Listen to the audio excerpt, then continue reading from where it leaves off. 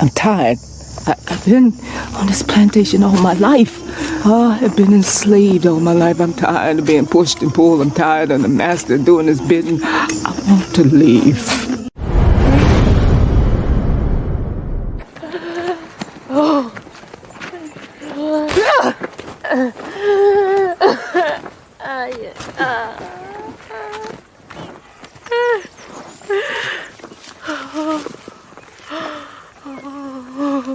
You done this to yourself, Pats.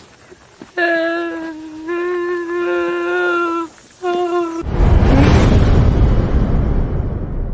know why we not afraid? What? He's great and terrible. Terrible is destruction. Y'all think it come back in all peace? You got another thing coming. So we out here fighting for our brother. We ain't marching saying, yes, we can. No justice, no peace. Go! Let's fight for your sons and your daughters. I'm not wrapped too tight. Got 400 years on my back. I'm angry dog. I'm black like that. Won't contact with you whites. And all the niggas I stand here with, they share my same sentiment. I'm fucked up tonight. Won't kill my brothers no more. Want all the smoke, motherfucker popo. This is my battle cry.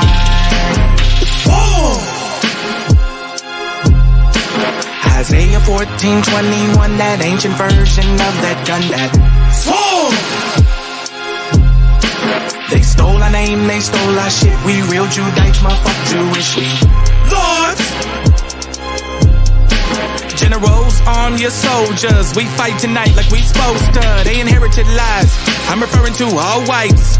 I'm referring to riches, white privilege, given through genocide. And they gotta pay for that. God say Jacob gon' take it back. I cry aloud, I spare not. This good bread, my sharecrop. This lily grew through concrete. We march to our own drum beat. We the chosen. No inclination to kick it with y'all. Raise Babylon to the ground, then watch it fall. Obadiah said you'll be wiped up for theft. These are just words, worry about what come next. It's for Negroes, Latinos, we better than all, not equal. My natives no red dot that feather. Me primo be smooth like that leather. Until it's time to bring the war dogs out, put the headdress on. War paint and I'm not wrapped too tight. Got 400 years on my back. I'm angry dog, I'm black like that. Won't contact with you whites. And all the niggas I stand here with, they share my same sentiment. I'm fucked up tonight. Won't kill my brothers no more. Want all the smoke, motherfucker popo. This is my battle cry. I got the spirit of grandfathers past. Front porch sitters, Nat Turner dangerous. A real life illustration of angry and Nat painting. Of Malcolm staring out the window with patience. One hand on the curtain, right hand on the AK spits. 47 rounds, all to bring down Satan. Same way Abel was killed by Cain. This will be an introduction from the fuck shit into the fire. Probably join the list of artists who died before they retired. Most High said I'm hired. Sire will never spit a line aimed at my kind, less meant to uplift. Toughness will be redefined in my rhymes. A squad of men with the spirit of God, with an affinity to point their weapons not at the brethren but at the enemy. Khaki colored kids, baptized in the flames of combat fashioned. In the trap we escaped, our fate was to be great and noble. Moses reincarnate, so be hopeful and know I bring word from A and O to Pharaoh and white folk, let my people go, cause it's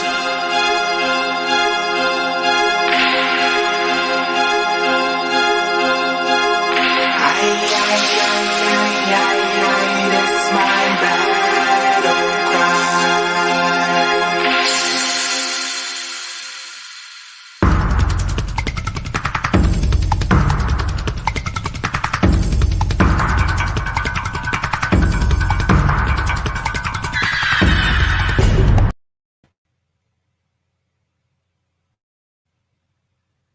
Shabbat Shalom, family. This your brother Kjudah. I want to give a big salute. Shalom, grace and peace. I want to give a big salute to my F.O.P.E family, and I want to give a big salute to my CUC family. I give all praise to the Most High Yah and Yahshua Ha Mashayach, who our faith is in. Talk to him, Yehudah. That's right. That's right.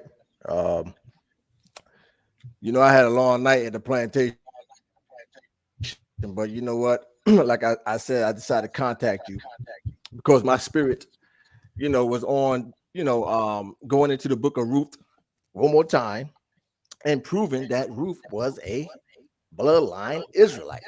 Absolutely. So Kjudah and myself, we decided to team up and do a lesson and try to edify the people. And I hope once they see this lesson, those who have reading comprehension, you will see that Ruth was indeed an Israelite. And so that's Absolutely. it. And can I say this before we get started? A lot of people, when they deal with Ruth, they go straight to Ruth chapter 1. They never go get the foundation of what happened before you get to the book of Ruth. If you get the understanding what happened after the children of Israel came out of Egypt, it is no way you will be confused on who Ruth is. Once you get the understanding of Numbers, what happened with Sihon and King of Og. Once you understand what happened to King Sihon and King of Og, OG, then you will understand when you get to the book of Ruth. But a lot of people jump straight to Ruth and just say, oh, she a Moabite. But we know that she was not a Moabite if you really study the scriptures and put line upon line, here a little and there a little. So Yehudah, I'm ready when you're ready, my brother. Exactly. Precept upon precept. And like you said, when you really dive into it, you have to go back into history. Just as my brother Kjudah said, to get the full context of what's going on with Ruth. So when you're ready, I'll read for you. When you're ready, we can begin. We're gonna let it flow through the spirit of Christ himself, and we're going to prove through the grace of God that Ruth was indeed an Israelite. That's right. Now we're gonna start this off in Ruth chapter 1, verse 1. But what me and Yehudah gonna do, instead of reading one verse and just saying, oh, there you go. Now we're gonna break it down line by line, here a little and there a little, all throughout the book, going back and forth, proving that Ruth was indeed an Israelite. Exactly. And we're gonna go to some witnesses, and we're gonna go to some precepts. Go ahead. And I have a lot of maps, brother Yehudah, a lot of maps that's gonna also prove that she was indeed an Israelite. So we're gonna start this off in the book of Ruth. A slideshow myself. Okay. All right. Let me get to the book of Ruth. Yeah, I have a little slideshow myself. A few things, but we're going to prove today, like I said, through the grace of God, that Ruth was indeed a bloodline from the seed of Jacob and Isaac. She was not a bloodline Moabite, as many people believe. So let me know when you're ready, my brother. All right, family. We're going to Ruth chapter 1, and my brother gonna read verse 1, and we're gonna break it down little by little. Ruth chapter 1, verse 1. Yes, sir.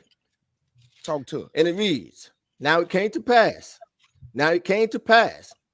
in the days when the judges ruled. That's the key point, folks. When the judges ruled, that there was a famine in the land, and a certain man of Bethlehem, Judah, went to sojourn in the country of Moab. Notice it said country of Moab. That's right. It's not talking about the physical country below the Arnon River. It's talking about a country, meaning plains, acres of land. The plains of Moab says went to sojourn in the country of Moab. It says he and his wife and his 2 sons. That's right. And to back up what my brother Yehudah is saying, I'm finna show you right now what my brother is saying. Can y'all see this? I'm trying to share the screen.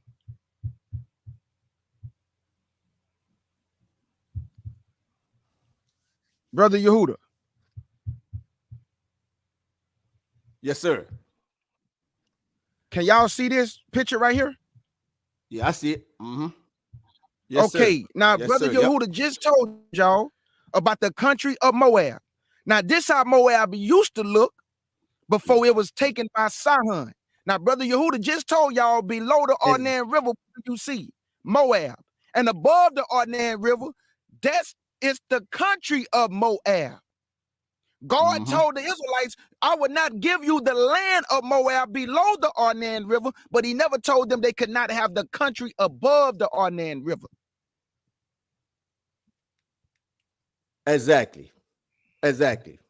Anything else? Go ahead. You're right. Okay. No, you're right. You're absolutely right. This used to belong to all of the Moabites. When you see folks below the Arnon River and above the Arnon River, used to belong to all the Moabites. That's right.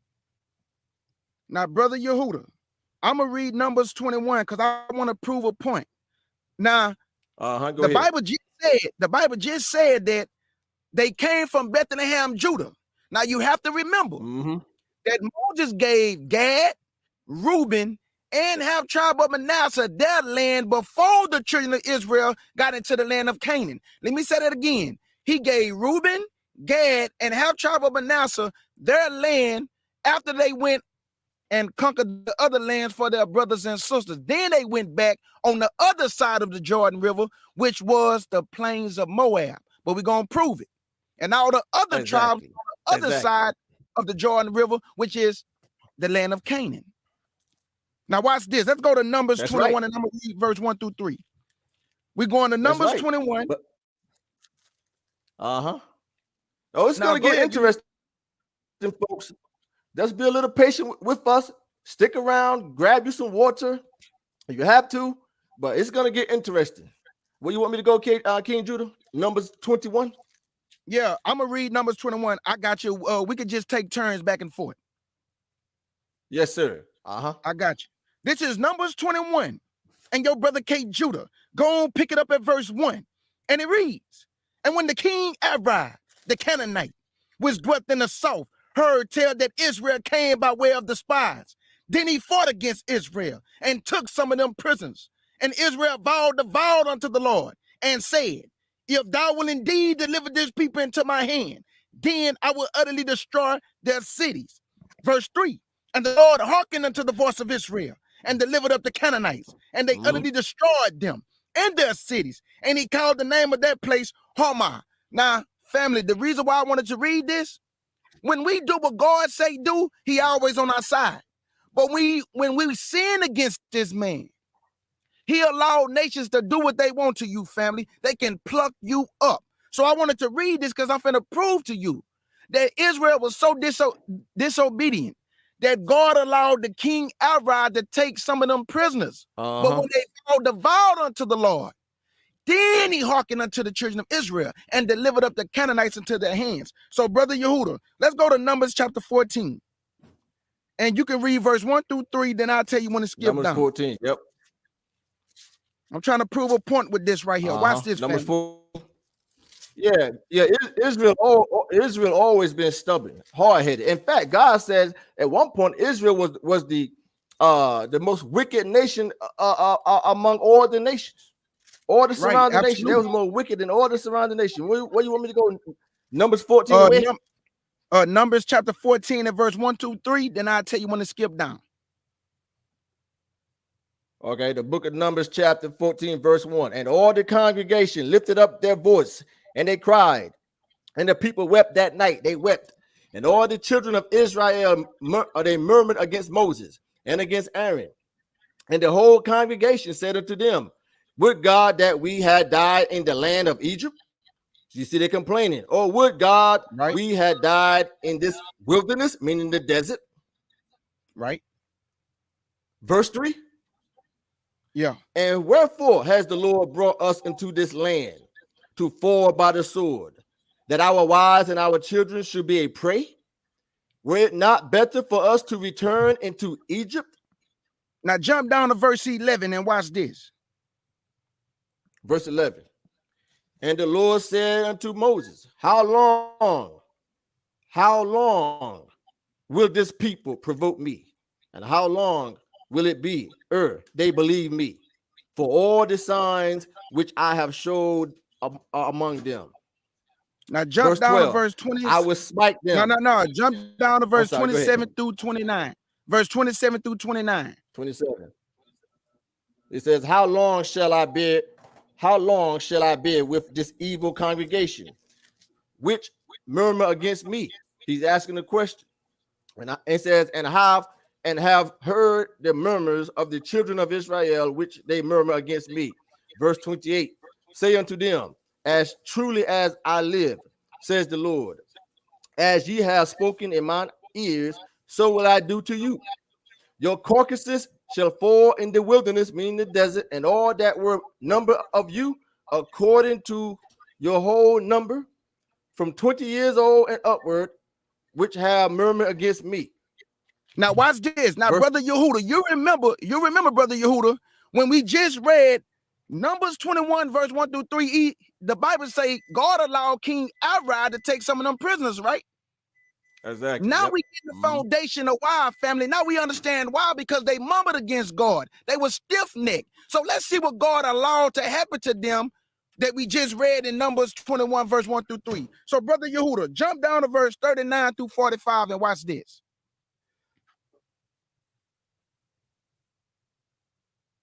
39 through 45. And Moses told these, let me start over. And Moses told these, saying unto all the children of Israel, and the people mourned greatly. And they rose up early in the morning and gat them up into the top of the mountain, saying, lo, we be here, and we'll go up into the place which the Lord has promised, for we have sinned. Verse 41. And Moses said, wherefore now do ye transgress the commandments of the Lord, but it shall not prosper. Verse 42. Go not up, for the Lord is not among you, that ye be not smitten before your enemies. Verse 43.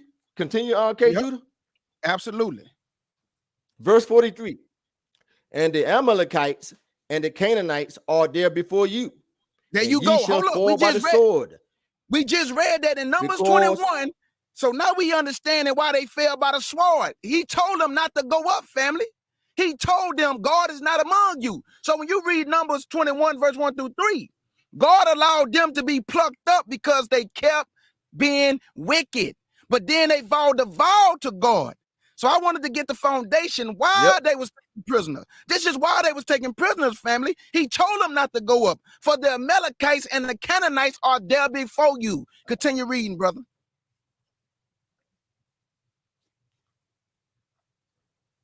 Yep. Verse 44. But they presumed to the ark of the covenant of the Lord departed not out of the camp. Verse 45. Then the Amalekites, they came down, and the Canaanites, which dwelt in that hill.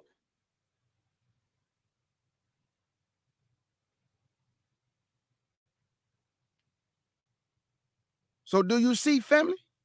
That verse 45 said, then the Amalekites came down, and the Canaanites, which dwelt in that hill, and smote them, and discomfited them, even unto Homa. We just read that in Numbers 21, 1 through 3. So now you understand why they was plucked up, family.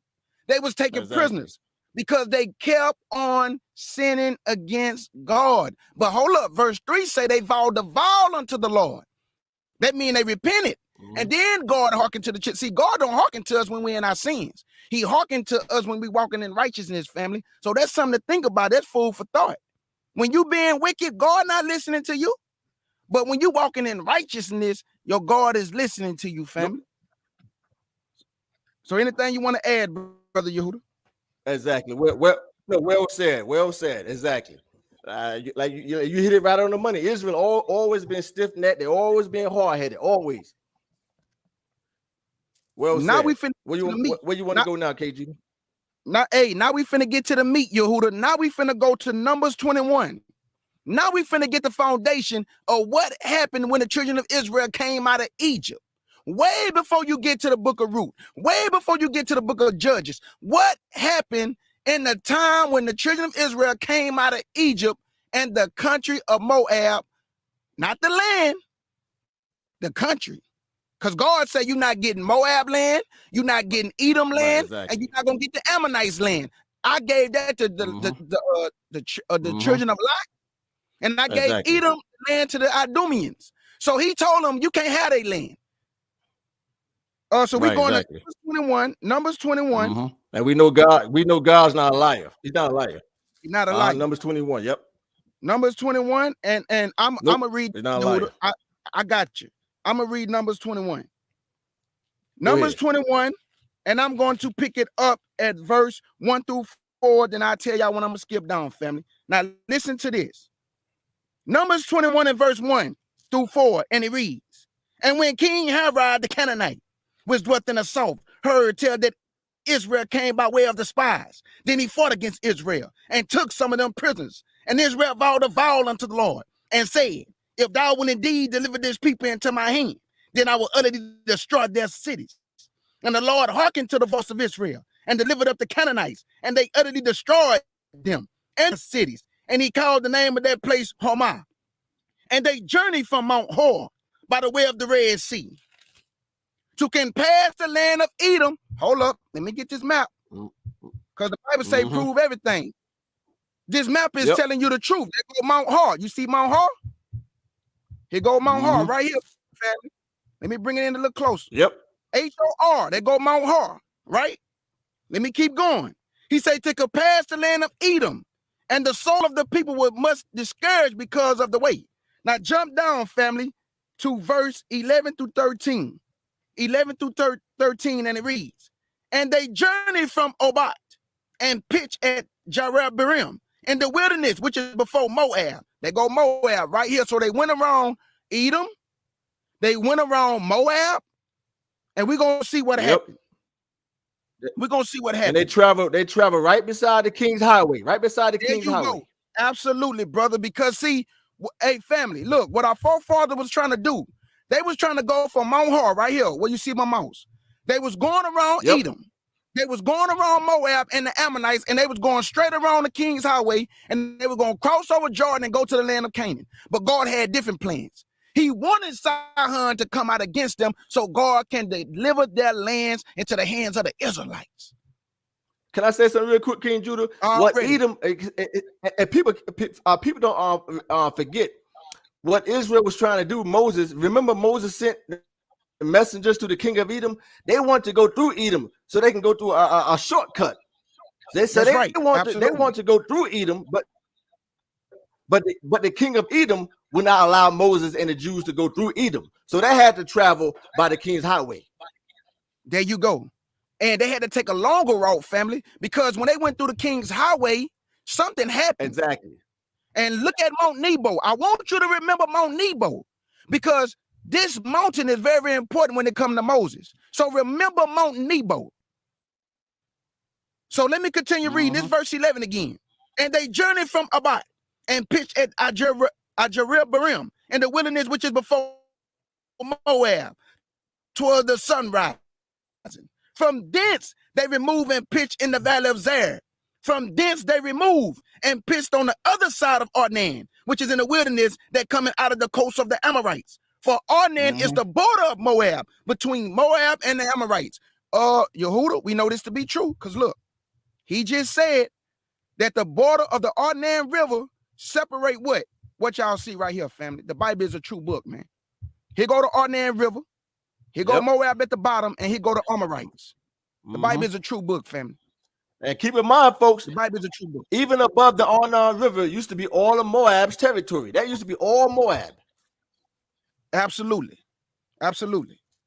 But watch what happened, Brother Yehudah. Here you go, family. Go I'm jumping down to verse 20 through 26. Now, you remember, Israel was trying to take a shortcut through Edom. Edom wouldn't let them do it. So they had to go around Edom. They had to go around Moab, and they had to go around the Ammonites, and they went straight through the King's Highway. And all they was trying to do is go around and cross the Jordan River and go to the land of Canaan. But God had other plans, and let's see what these plans were. This is verse 20 through 26. And from Bamoth, remember Bamoth is very important. Remember B-A-M-O-T-H. And from Bamoth in the valley that is in the country of Moab.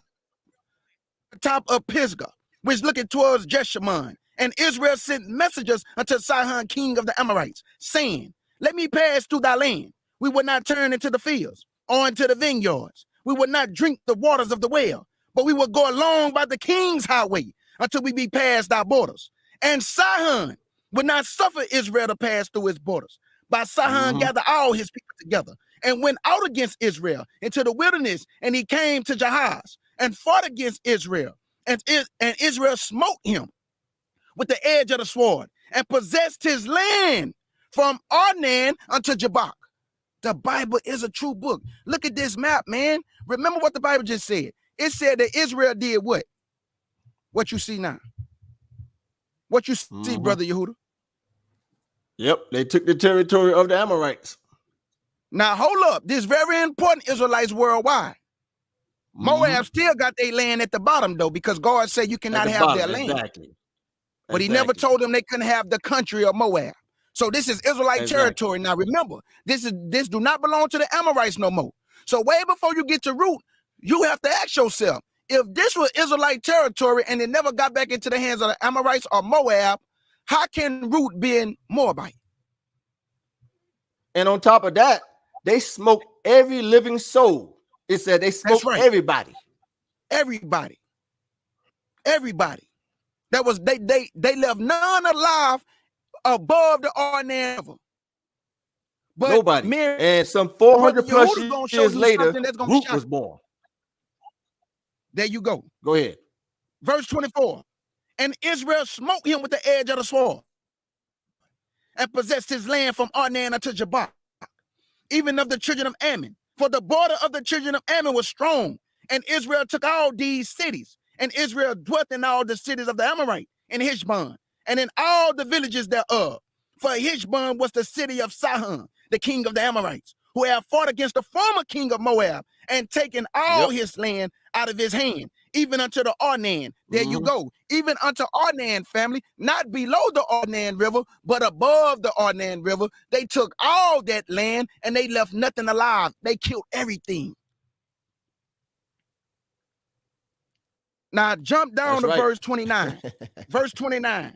And it reads, woe to thee, Moab. Go ahead. Woe to thee, Moab. Thou art undone, O people of Shamash. He hath given his sons that escaped and his daughters into captivity unto Sihon, king of the Amorites. So Sihon took all the captives above the Arnan River who was dwelling in the country of Moab. And when Israel came, they not only killed Sihon, they killed all of Moab that Sihon took captive. So how can Ruth be a Moabite? Not possible. Anything you want to add? They killed everybody. No, you're right. That land now belonged to the Israelites. When you go back and do a recap, all the land below the Arnon River used to belong to Moab, and all the land above the Arnon River used to belong to Moab also. Okay, and then the Amorites, the king of the Amorites, took the land from the Moabites, and then the Israelites came on the scene later on and took the land from the Amorites. That's right. So now this land belongs to the Israelites. That's right, because this is what it used to look like. Look, this is what it used to look like, family. Right. And then it went from this to this. Like. Exactly. And then it went to this. There you go. Then it went to the Amorites, right? And then it did this. There you go. The Bible is a true book, family. Documented history. See, a lot of y'all say that Ruth is a Moabite. Go ahead, I'm sorry, go ahead. No. A lot of people, when y'all deal with Ruth, you don't get all these maps. Y'all just say Ruth is a Moabite, but you don't go through this extent to prove that she a Moabite. You have to prove all things, and you must use maps and documented history to prove whether she was a Moabite or an Israelite. And so far, me and Brother Yehudah is showing you, family, that this territory became Israelite territory all the way till you get to the book of Ruth. And below the Arnon River is where the actual Moabites dwelt. The actual Moabites, they dwelt below the Arnon River, as you see on the map. Now, brother Yehudah, we about to read something that's gonna blow the lid off the top, brother. We about to prove that Moab below the Arnon River saw that all Israel did to Sihon. Now, if that is true, and they killed all the Moabites, how did this happen? Brother Yehudah, let's go to Numbers 22, and you're gonna only read verse 1 through 3. Numbers 22, 1 through 3. Absolutely. And it reads, and the children of Israel set forward and pitched in the plains of Moab. Can I say something real quick? The plains of Moab, folks, also mean the country. It's also can be called the country of Moab. It also could be called I said plains of Moab. Let me read it one more time. And the children of Israel set forward, and they pitched tents in the plains of Moab on this side of Jordan by Jericho. Verse 2. And Balak, the son of Zippor, they saw all that Israel had done to the Amorites. Verse 3. Hold up, Yehudah. Hold up, Yehudah. How did they see it? How did they see it if they killed all the Moabites? Thank you. How did they see it, brother? Thank you. That mean that Moab at the bottom of the Arnon River, who was dwelling in the actual land that God gave the children of Lot, they saw what Israel did to Sihon above the Arnon River, and they was afraid. They saw everything, and they was afraid. They saw it. Exactly. Talk to him, brother. That proves also that even the Moabites that was taken by the king of the Amorites, that proves that they killed them too. The Israelites took them out also, because now the actual Moabites below the Arnon River, now they're afraid now of what happened. They think now that what they did to the Amorites, that they would come and do the same thing to them. So now they're afraid. Exactly. Right. Matter of fact, I read verse 3. And Moab was so afraid of the people because they were many, and Moab was distressed because of the children of Israel. So there you go. So Moab below the Arnon River witnessed what God have done for Israel in destroying Sihon, king of the Amorites, who took the land from the former king of Moab. Because remember, I'm from Houston, Texas, but we also got places where we call the country. If I want to leave the city and go to the country, that's the same thing we're looking at now when we look at this map. They took the country of Moab, not the actual land, family. The country. And why did they take the country? Look at these rivers. Look at these rivers. Which is also to be called plain. Absolutely. And this is why Reuben, Gad, and half tribe of Manasseh wanted this land, because it was a cultivated land for crops and animals. It got rivers that surpass it. So now you can understand why Reuben wanted that land, because it was a land for cattle. It looked like this. This is what the country will look like. Oh man, I don't even got the picture. But y'all know what the country look like. It's full of greenery, full of vegetation. It's beautiful, a lot of trees, a lot of greenery. So that's why Reuben and them wanted that land. And God told them. And Moses also told them. And also, Kjudah, when they took the land, guess what? The name Plains of Moab, it remained the same. It did not change. In fact, I want to go to Deuteronomy. Let's go to Deuteronomy, the 19th chapter, real quick, Kjudah. Absolutely. When you get there, read verse 14 for me. The name remained the same. Deuteronomy, the 19th chapter. Okay. Whenever God gave Israel land, God told Moses, do not change the names. Do not change the name. Deuteronomy, the 19th chapter. Read verse 14. I got you. In fact, read 13 and 14. 13 and 14. This is Deuteronomy chapter 19, verse 13 and 14. And it reads, thy eye should not pity him, but thou shalt put away the guilt of innocent blood from Israel, that it may go well with thee. Thou should not remove thy neighbor's landmark, which they of old time have set in thy inheritance, which thou shalt inherit in the land, that the Lord thy God giveth thee to possess it. So whatever land or whatever possession God gave the people, he commanded them to not change the name. That's why Moses left the name, the Plains of Moab, which is the country, as King Judah said, which is also plains. They left the name alone. They did not change the name. Absolutely. The name remained the same. Some 400 years later, Ruth was born in the plains of Moab, meaning the country of Moab. Absolutely, my brother. Well said. Now, brother Yehudah, let's go to Deuteronomy chapter 2, and you're going to read 31 through 34. Yes, sir. Deuteronomy chapter 2. Yes, sir. 31 through 34. Yes, sir.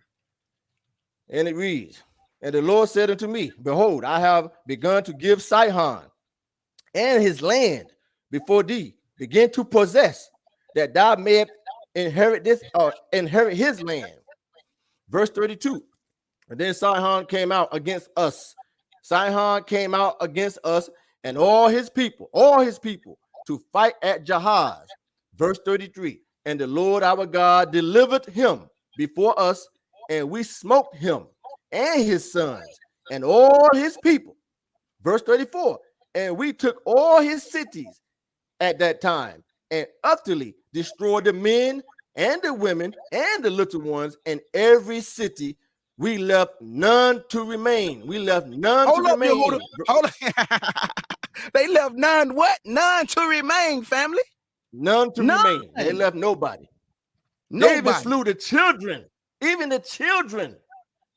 They left nobody. So hold up, brother Yehudah. If they left none remaining, my brother, and Moab below the Arnon River never got the land of the plains of Moab occupied in their possession again. So you mean to tell me Ruth went from her land at the bottom of the Arnon River to the plains of Moab when it was Israelite territory? You have been woefully misinformed. Woefully misinformed. This is Israelite territory. So Ruth, So Ruth, as a real Moabite from Lot, the seed of Lot, she just all of a sudden just left her people, went all the way up and dwelt with the Israelites. Nope. No. That's a good point, Kjudah. Good point. Now watch this, family. I'm going to Deuteronomy chapter 3, and I'm going to read verse 1 through 6. Then I'm going to skip down. I'll tell you when I'm going to skip down. This is Deuteronomy chapter 3, and I'm going to read verse 1 through 6. Then I'll tell you when I'm going to skip down, family. Deuteronomy chapter 3, verse 1 through 6. And it reads, then we turned and went up to the way to Bashan, and Og, the king of Bashan, came out against us, he and all his people, to battle at Edrei. And the Lord said unto me, fear him not, for I will deliver him and all his people and his land into thy hand, and thou shalt do unto him as thou did to Sihon, king of the Amorites, which dwelt at Heshbon. So the Lord our God delivered into our hands Og also, the king of Bashan, and all his people, and we smote him until there was none left to him remaining. And we took all his cities. At that time, there was not a city which we took not from them. 60 cities, meaning 60 cities, 60 cities. Exactly. All the region of Akob, the kingdom of Og in Bashan, and all these cities were fenced with high walls, gates, and bars, besides unwalled towns and great many. And we utterly destroyed them, as we did unto Sihon, king of Heshbon, utterly destroying the men and women and children of every city. Now watch verse 9. Watch this. I'm sorry, verse 8. Verse 8. Here you go. And we took at that time out of the hand of the two kings of the Amorites the land that was on this side Jordan, from the river of Arnon until Mount Hermon. So they was on the other side of the Jordan River, which was the plains of Moab, not the side in the land of Canaan. Because where Reuben dwelt and Gad dwelt and Manasseh. Here you go. Absolutely. Here you go, Yehudah. Look, I got it right now. Look at this. Here you go, brother. Right here. There you go. That's right. There you go. Right there. Right there. But hold on. Look where Reuben at. Reuben have they land in the plains of Moab. This is where Naomi and them went to dwell when they had the famine. Exactly. So and the name remained the same. The name remained the same, folks. The name, like as God told Moses, wherever land I give you to possess, the names remain the same. That's why you got the city Jerusalem. Jerusalem come from the Canaanite names. Sure do. Go ahead, Kjudah. Now, what I wanted to say, family, is that when you look at this map, me and the brother Yehudah through the map is giving you what tribe she come from. Because Reuben is dwelling in the plains of Moab, where Naomi and them went to dwell. You remember, her sons took women of Moab, not daughters. Say that again, Kjudah. They took the women of Moab, not daughters of Moab. That's a difference. God always say the daughters of Moab, just like the daughters of Zion. He never say women of Moab. He say daughters of Moab. So Ruth was never called a daughter. She was called a woman of Moab, meaning a citizen, somebody who's dwelling in the land, the plains of Moab. Right. I'm glad you brought that out, brother, because later on I'm going to reveal something too. I'm glad you brought that out about her called a woman of Moab. Because later on, I'm going to show everybody what Boaz called Ruth.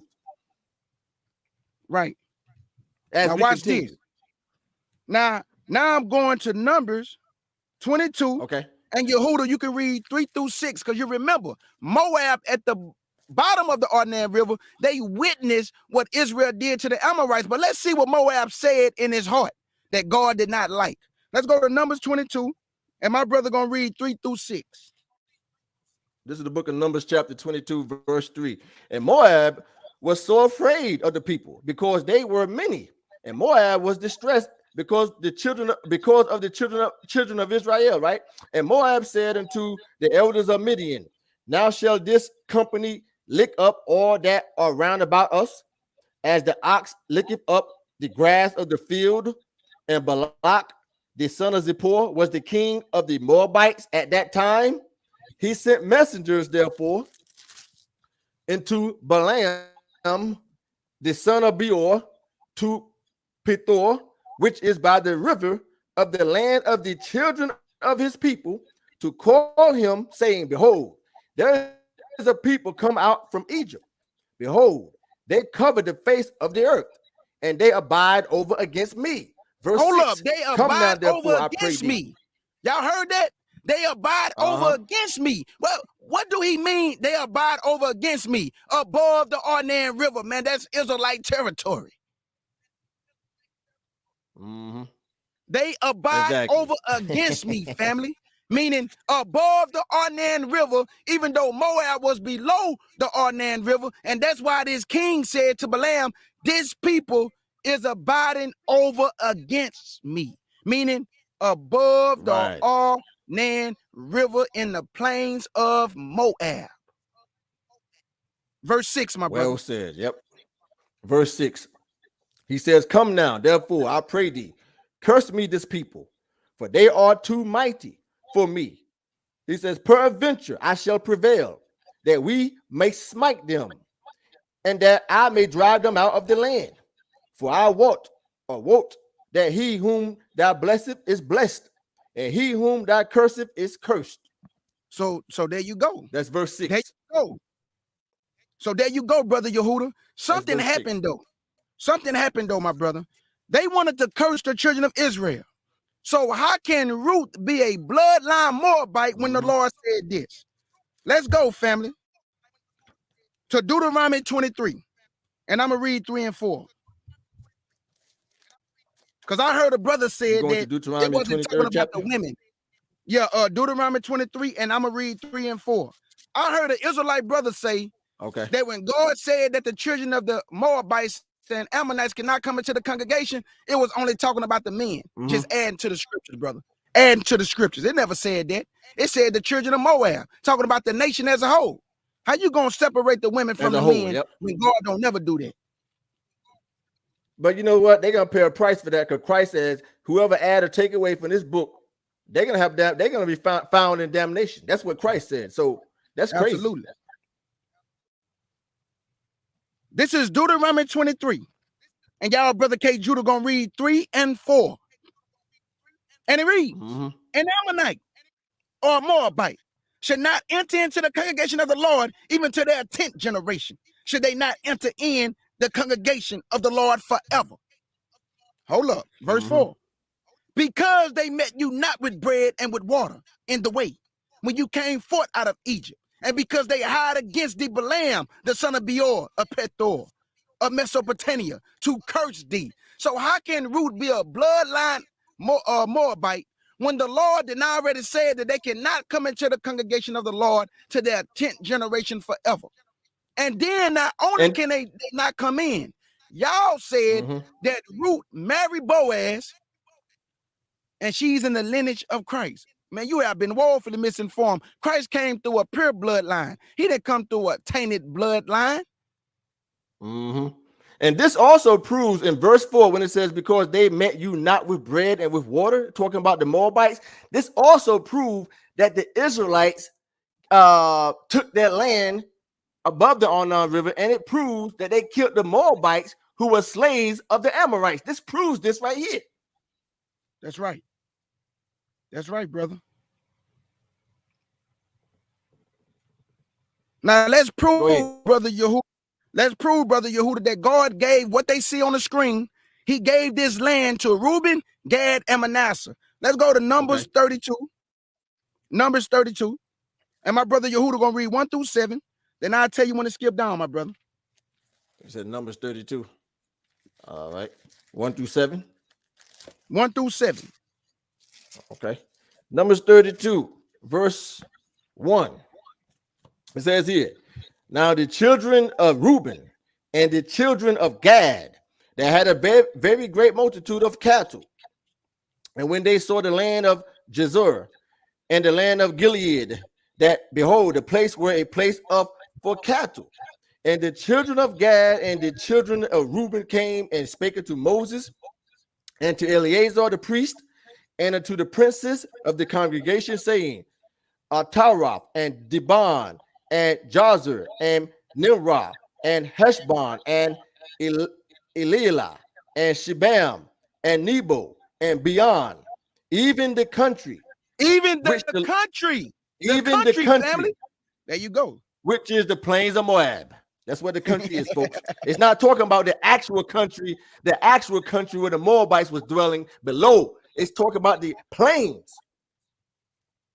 Even the country which the Lord smote before the congregation of Israel is the land for cattle, and thy servants have cattle.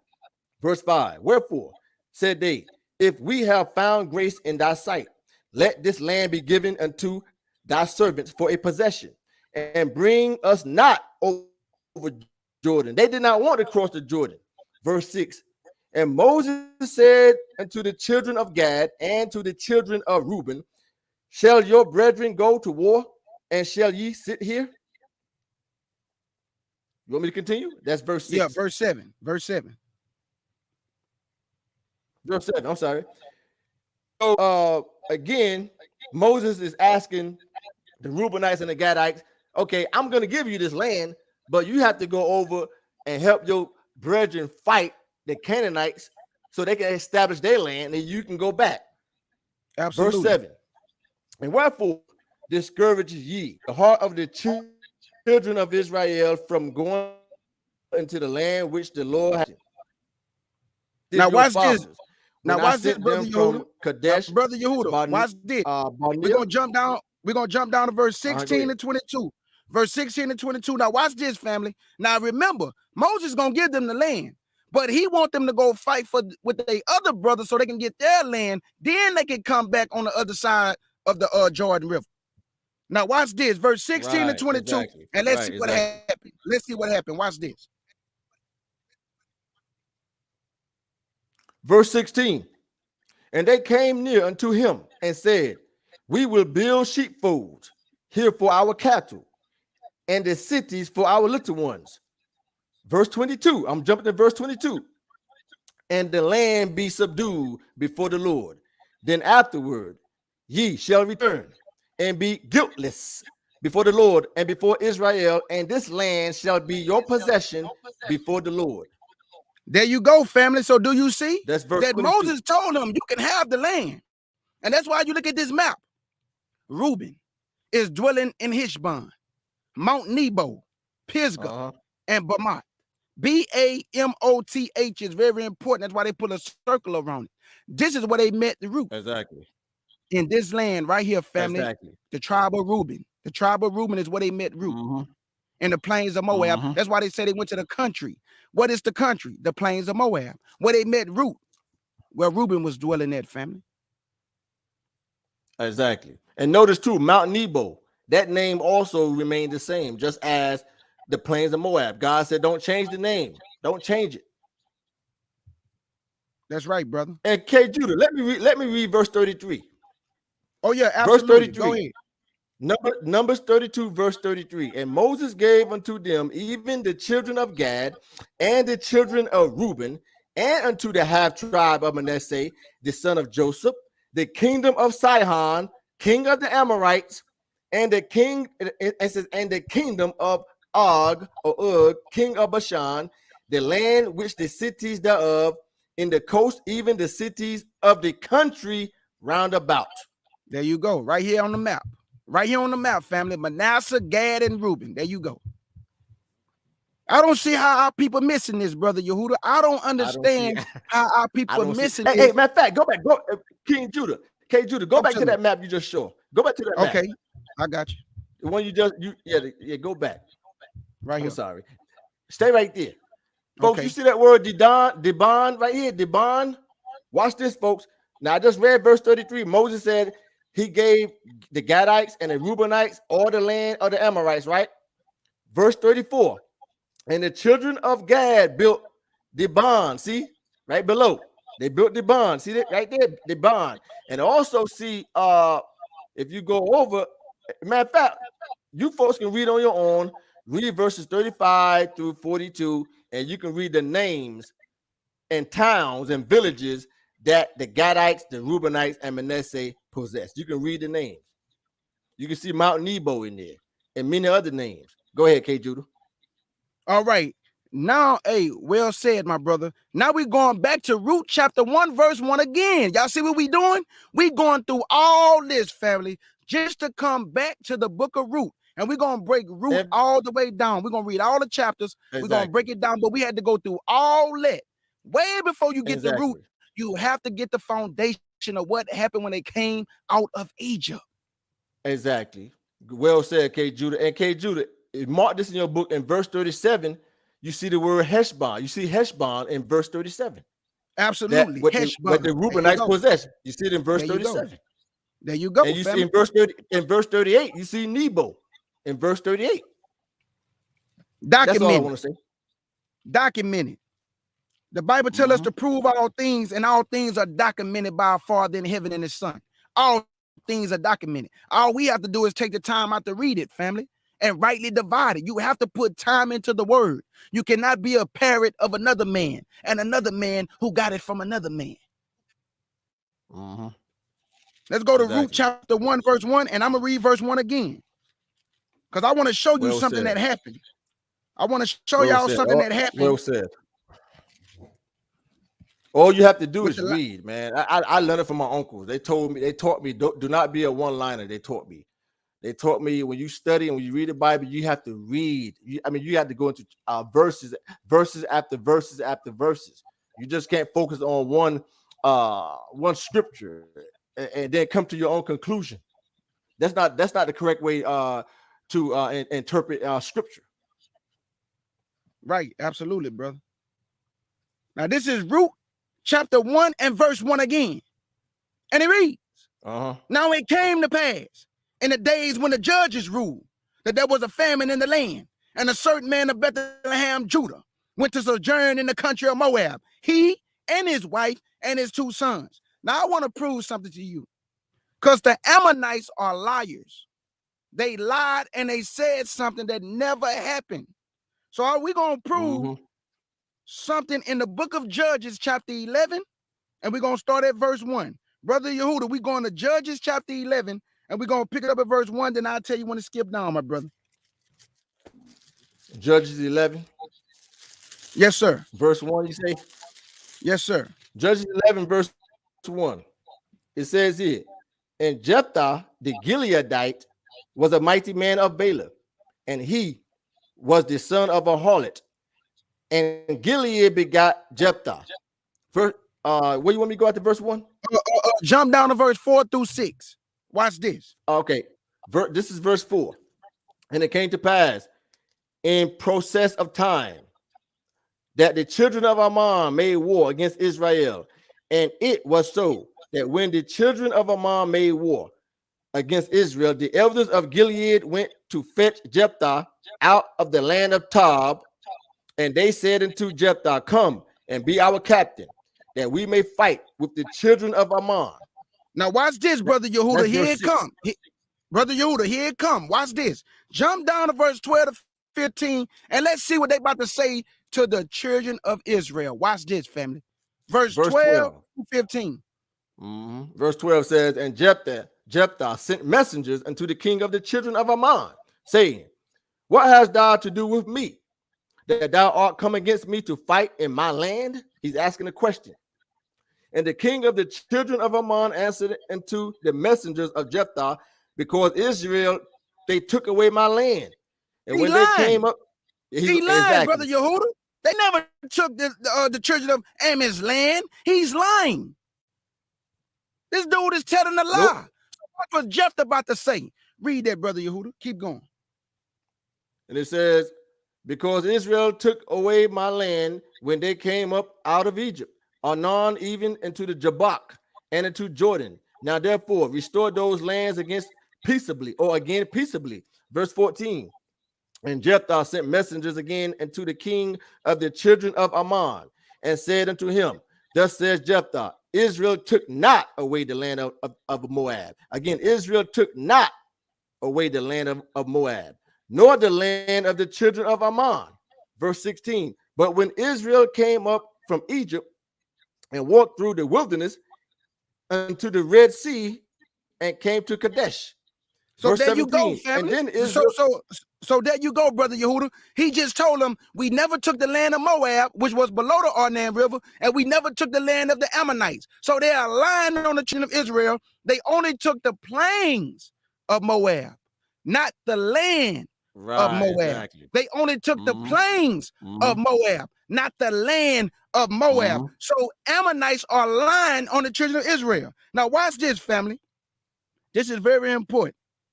And this also proves in verse 15.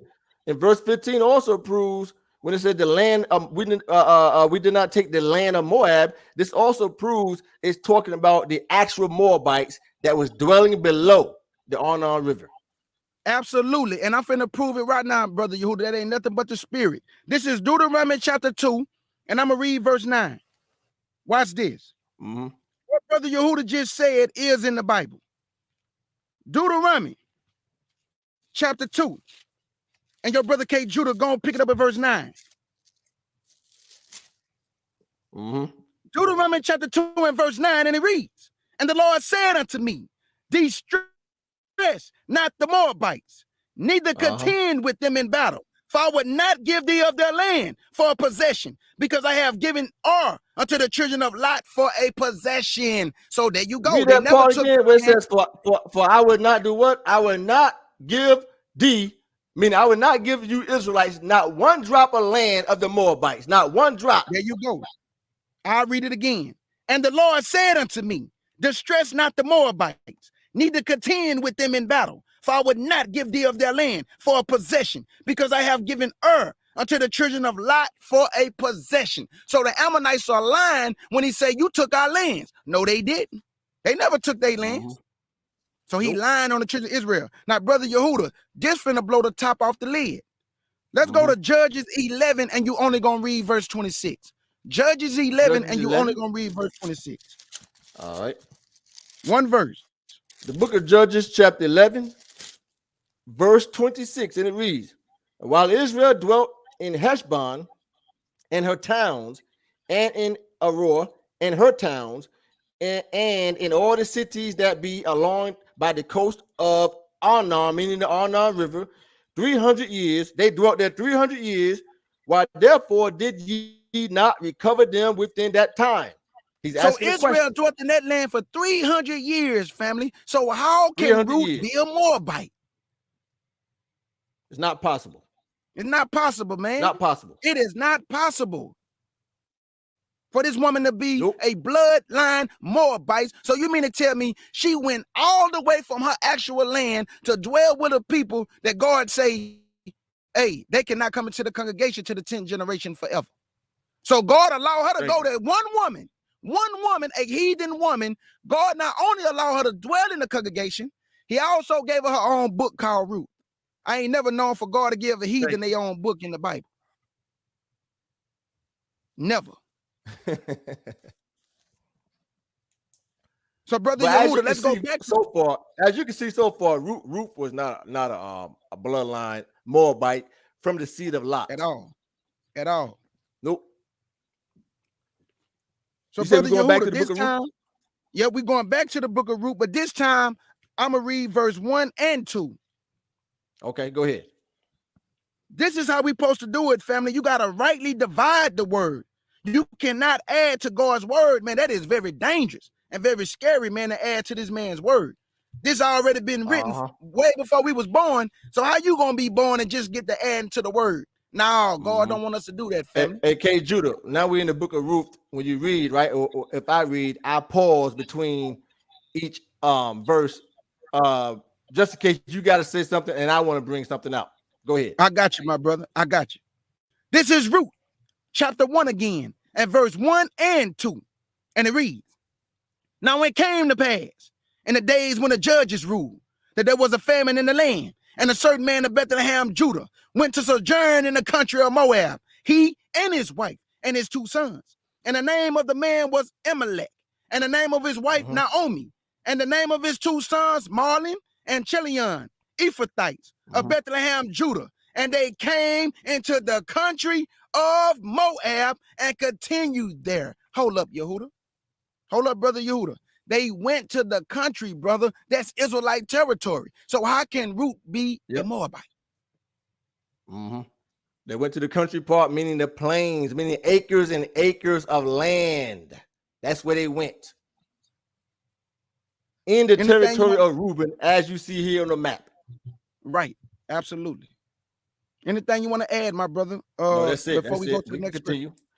All right, let's go to Numbers 33. Numbers 33, and we almost done too, family. Numbers 33, and my brother Yehudah gonna pick it up at verse 50. One verse, verse 50. Numbers 33.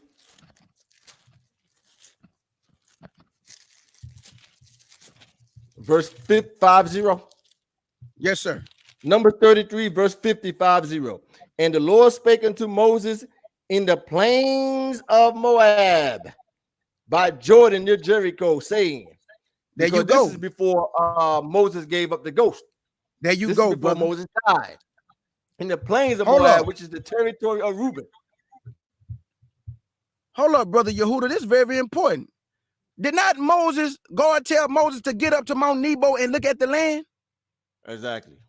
Right here, family. Y'all see my mouse? Moses went up to Mount Nebo and he was looking west on the other side of the Jordan River when he looked at the land. So this goes to show you that the Israelites was in the plains of Moab because Moses went up to the Mount of Nebo and looked at the land west, but he could not cross the Jordan River. Moses went to Nebo in the territory of Reuben. All that was Israelite territory, all of it, including the plains of Moab. Absolutely, brother. Absolutely. Hey, Kjudah, do me a favor. Go back to Ruth 1. Read verse 3 and 4. I got you. I got some more stuff I want to show. Absolutely. 3 and 4. Okay. Let me get back there right now. I got you. Yeah, I got something I want to show to people. Go ahead. This is the book of Ruth. Chapter 1, verse 3 Chapter and 4. 1 again, and verse 3 and 4. And it reads, and Elimelech, Naomi's husband, died, and she was left, and her 2 sons. And they took them wives of the women of Moab. The name of the one was Opha, and the name of the other Ruth. And they dwelled there about 10 years. And I said Ruth was of a woman of Moab, and Ruth was also called a Moabitess, right? A Moabitess. So people say, you see, Ruth was called a Moabitess, so that means that she came from the seed of Lot. No. Go ahead, Coach Kjudah. You can say something that I want to take the people somewhere. Go ahead. All right, I got you right now. Now, this is the Strongs, right? This is H4125. And I put in Moab. It say a citizen of Moab. But watch this one, though. Look at this one. When you put in this Moab, H4124, it say the land inhabited by the descendants of the son of Lot. So why are they different? Why are they different? Because Ruth was not a bloodline Moabite. She was a woman of Moab because that territory belonged to the children of Reuben.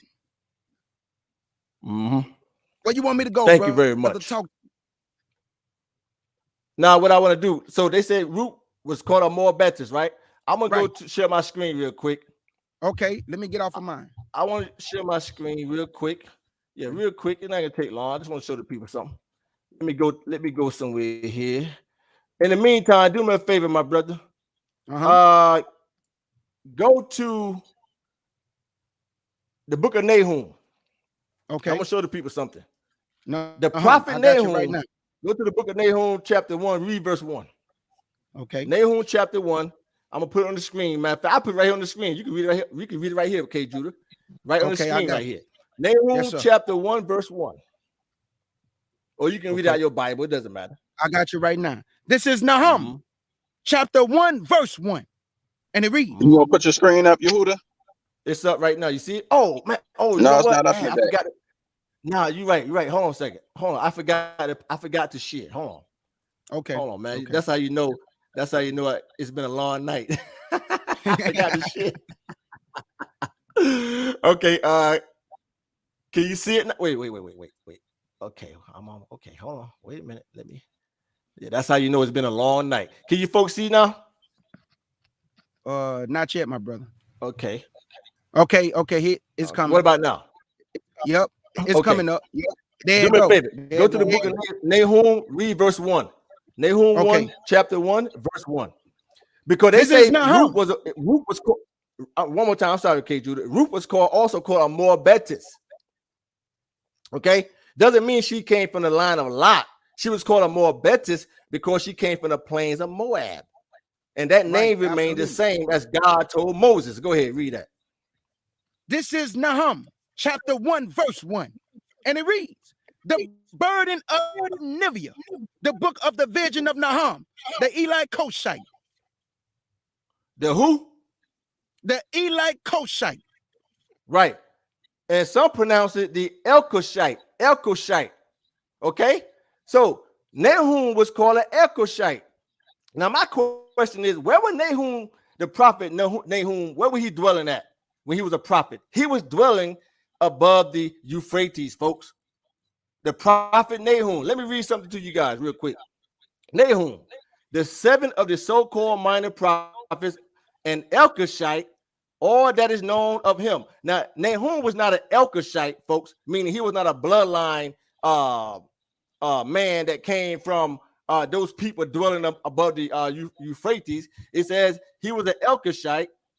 All that is known of him is recorded in the book of his prophecies. He was from the town of Alkush, or Elkus. See, A-L-O or A-L-Q-O-S-H. Right. A-L-Q-O-S-H. This was an old name. I'm sorry. Yeah, this is a recent name that used to be called Elkushites, right? So it says he was from the town of Elkush, which is exists today. And after the deportation of the 10 tribes, took up his residence. Now watch this here. The tomb of Nahum, because you can go above the Euphrates, and you can see Nahum's tomb where he's buried, right? He's buried right here. This is Nahum's tomb right here. You see it? That's where he's buried at right there. You can go above the Euphrates today and you can go visit his tomb. But let me go back. Watch this. The tomb of Nahum is supposedly inside the synagogue of Elkush. See, although there are other places outside Iraq which also lay claim to being the original Elkush. That's why Nahum was called an Elkushite. But Nahum was not a bloodline Elkushite, just as Ruth was not a bloodline Moabitess. You see that? So he was called an Good Elkoshite point, my because brother. he came from the Well town. said. He came from the town that's now called Elkish. Okay, today it's called Elkish. In biblical time, it was spelled Elkoshite.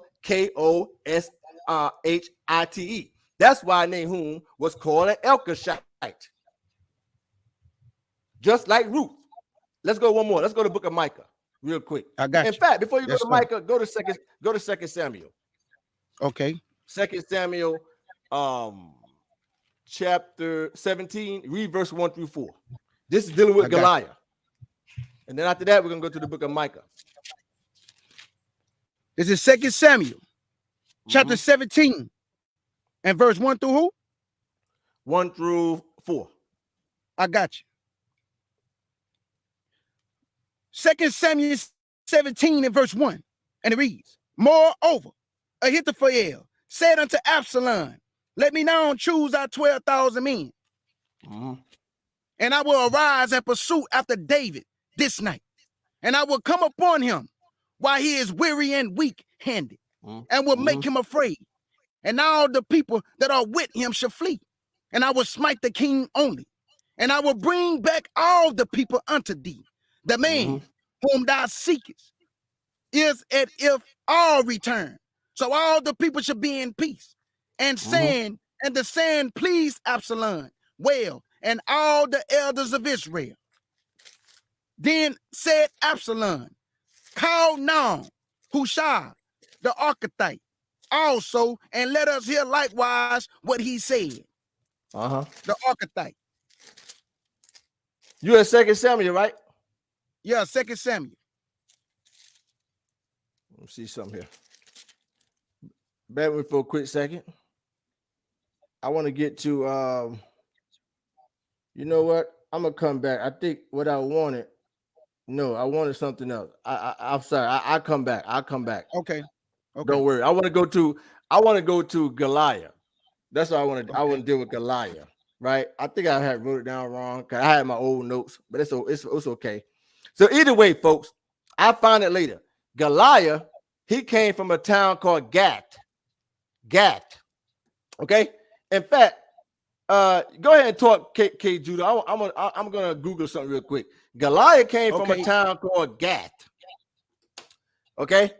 But in the meantime, one more time, Nahum was called an Elkoshite, but he was not a bloodline Elkoshite. He was called an Elkoshite because he came from a town called Elkoshite, which is today is called Elkish. See, Elkish today. That's what it's called. But he was not a bloodline Elkoshite. Okay, right. Same thing with Micah. I want to show people something about Micah, but I gotta go to I gotta bring this verse out. Okay, Judah, you have anything else you want to say? Yeah. While my brother Yehudah finding that, I'm finna show you on this map. This right here. Yeah, go ahead. I'm finna go to Numbers chapter 21, and I'm gonna pick it up at verse 10 to 13 because I want to show you something. This will further prove that Ruth was from the tribe of Reuben. Watch this. Numbers 21. And your brother Kjudah is going to pick it up at verse 10. Numbers 21 and verse 10. And it reads, and the children of Israel set forward and pitched in Abat, and they journeyed from Abat and pitched at Jarabarim in the wilderness which is before Moab, towards the sun rising. From thence they removed and pitched in the valley of Zer.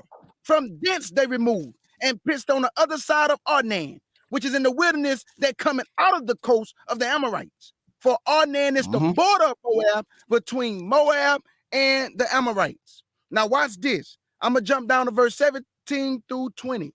Watch this, family. Then Israel sang this song. Spring up, O well, sing ye unto it. The princes digged the well. The nobles of the people digged it by the directions of the lawgiver with their staffs from the wilderness that were at Mattanah, and from Mattanah to Naeliel, and from Naeliel to Bamat. Hold up, what you see on the screen? Bamat, family. Let me go back. This is where Naomi and them came to dwell. This is where they met Ruth at. I Ruth don't see the screen, Kjudah. Oh, okay. Hey, Okay. Kjudah, I don't see the screen. Put it up. I don't see it. Okay. Take yours down, Yehudah. You're sharing, and let me put it back up. I'm sorry. Let me. Yeah, I keep. Oh no, you good, brother. Let me take it down here. You good, my brother. Let's see here. Where's it at?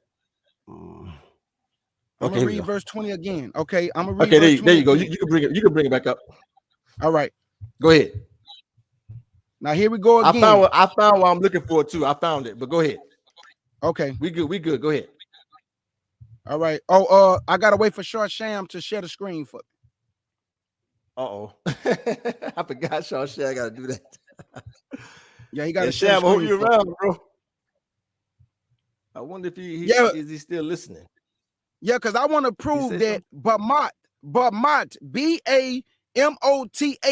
If you look at verse 20 in your Bible, Numbers 21 and verse 20, it say, and from Bamoth, in the valley that is in the country of Moab, to the top of Pisgah, which looking towards Jeshimon.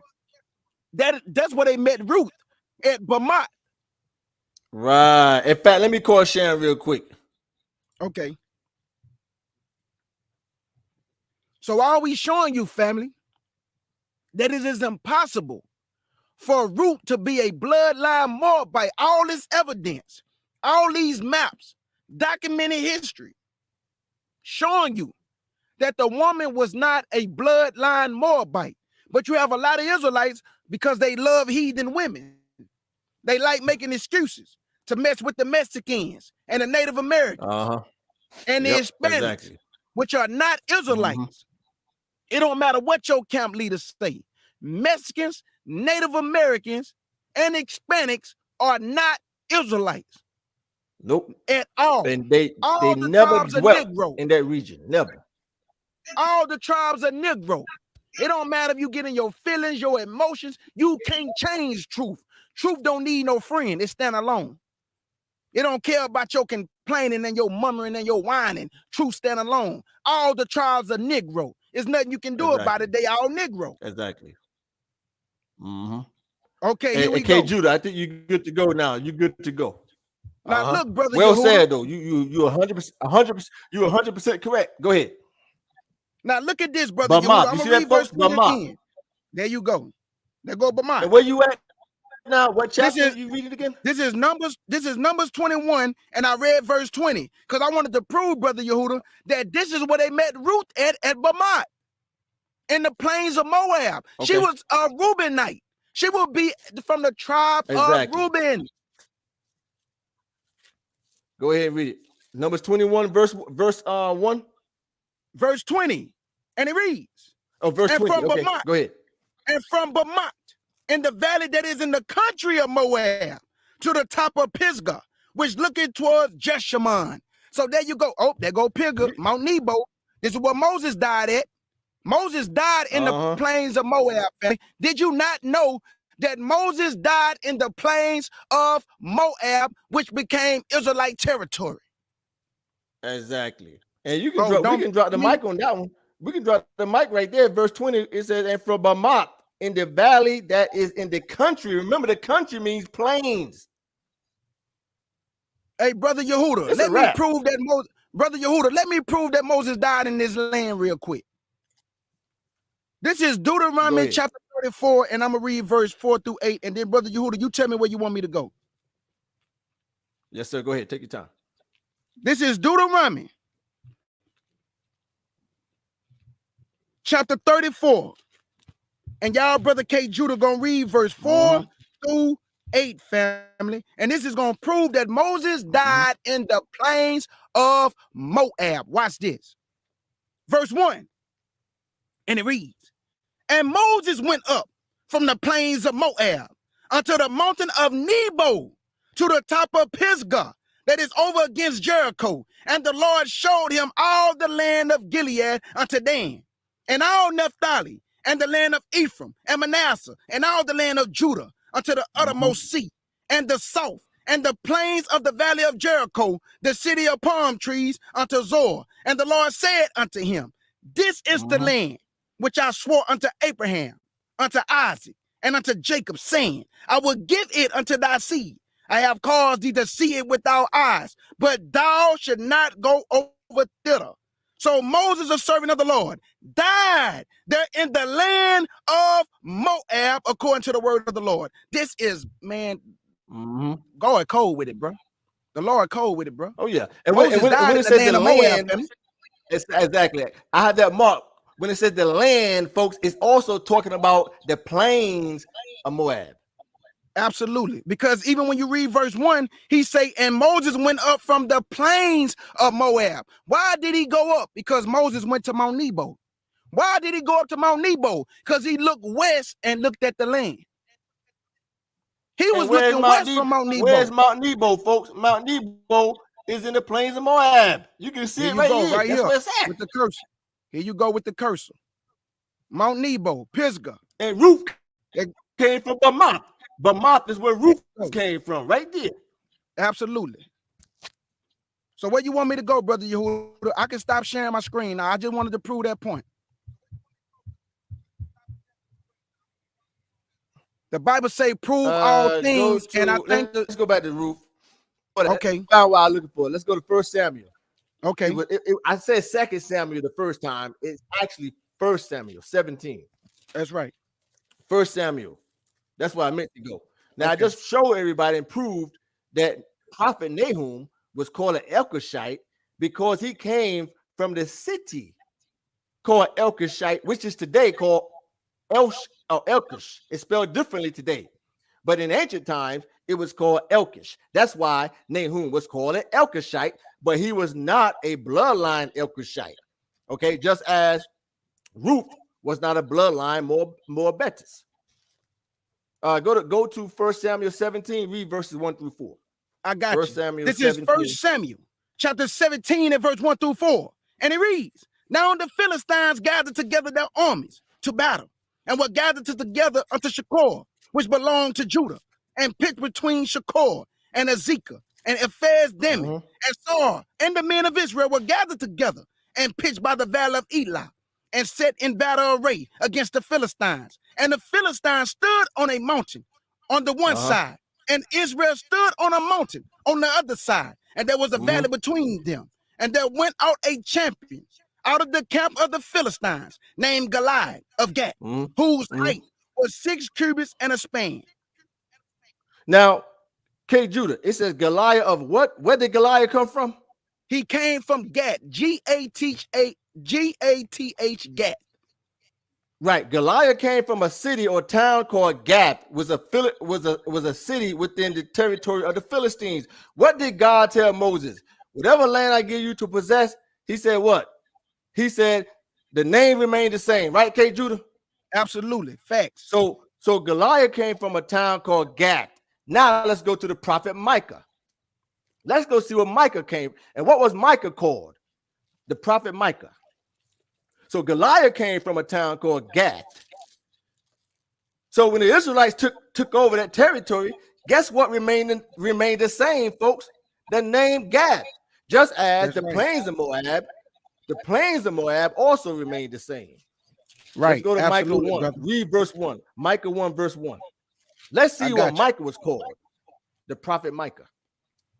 And I just want to say this. When you read Ezekiel 16, the Lord said, your father was an Amorite and your mother a Hittite. He's calling you after the land in which you dwelt, Israel. Because like Brother Yehudah say, the land remains the same. So when you dwelling in the land, he called you, your father was an Amorite and your mother was a Hittite because you dwelled in those lands. Well said, brother. Well said. Kjudah, go read it for me real quick, please. I got you. I got you right now. Well said, brother. I forgot all about that scripture. Well said, man. Okay. This is Ezekiel 16. And it's going to prove that your father was an Amorite and your mother was a Hittite. Right, exactly. Called by the name of that territory that was given to the people. God said, do not change the name. The name will remain the same. Whatever territory I give you to possess, the name remained the same. This is Ezekiel chapter 16 and verse 1. And it reads, again, the word of the Lord came unto me, saying, son of man, cause Jerusalem to know her abomination nations, and say, thus said the Lord God unto Jerusalem, thy birth and thy nativity is of the land of Canaan. Thy father was an Amorite, and thy mother was an Hittite. And as for thy nativity in the day that thou was born, there you go, family. So I don't even need to go no further. Your father was an Amorite, and your mother was a Hittite, because you dwelled in the Amorites' land after you took it from them. The land remains the same, man. The name don't change, family. Now, I just showed you that Goliath was called, or he came from a city called Gath. Now, let's see where Micah came from. Let's go back to the book of Micah in chapter 1 and read verse 1. And let's see what Micah was called. Where he came, what city he came from? And verse 1. Yeah, go ahead. And it reads, the word of the Lord that came to Micah, the Morashite, in the days of Jotham, Ahaz, and Hezekiah, king of Judah, which he saw concerning Samaria and Jerusalem.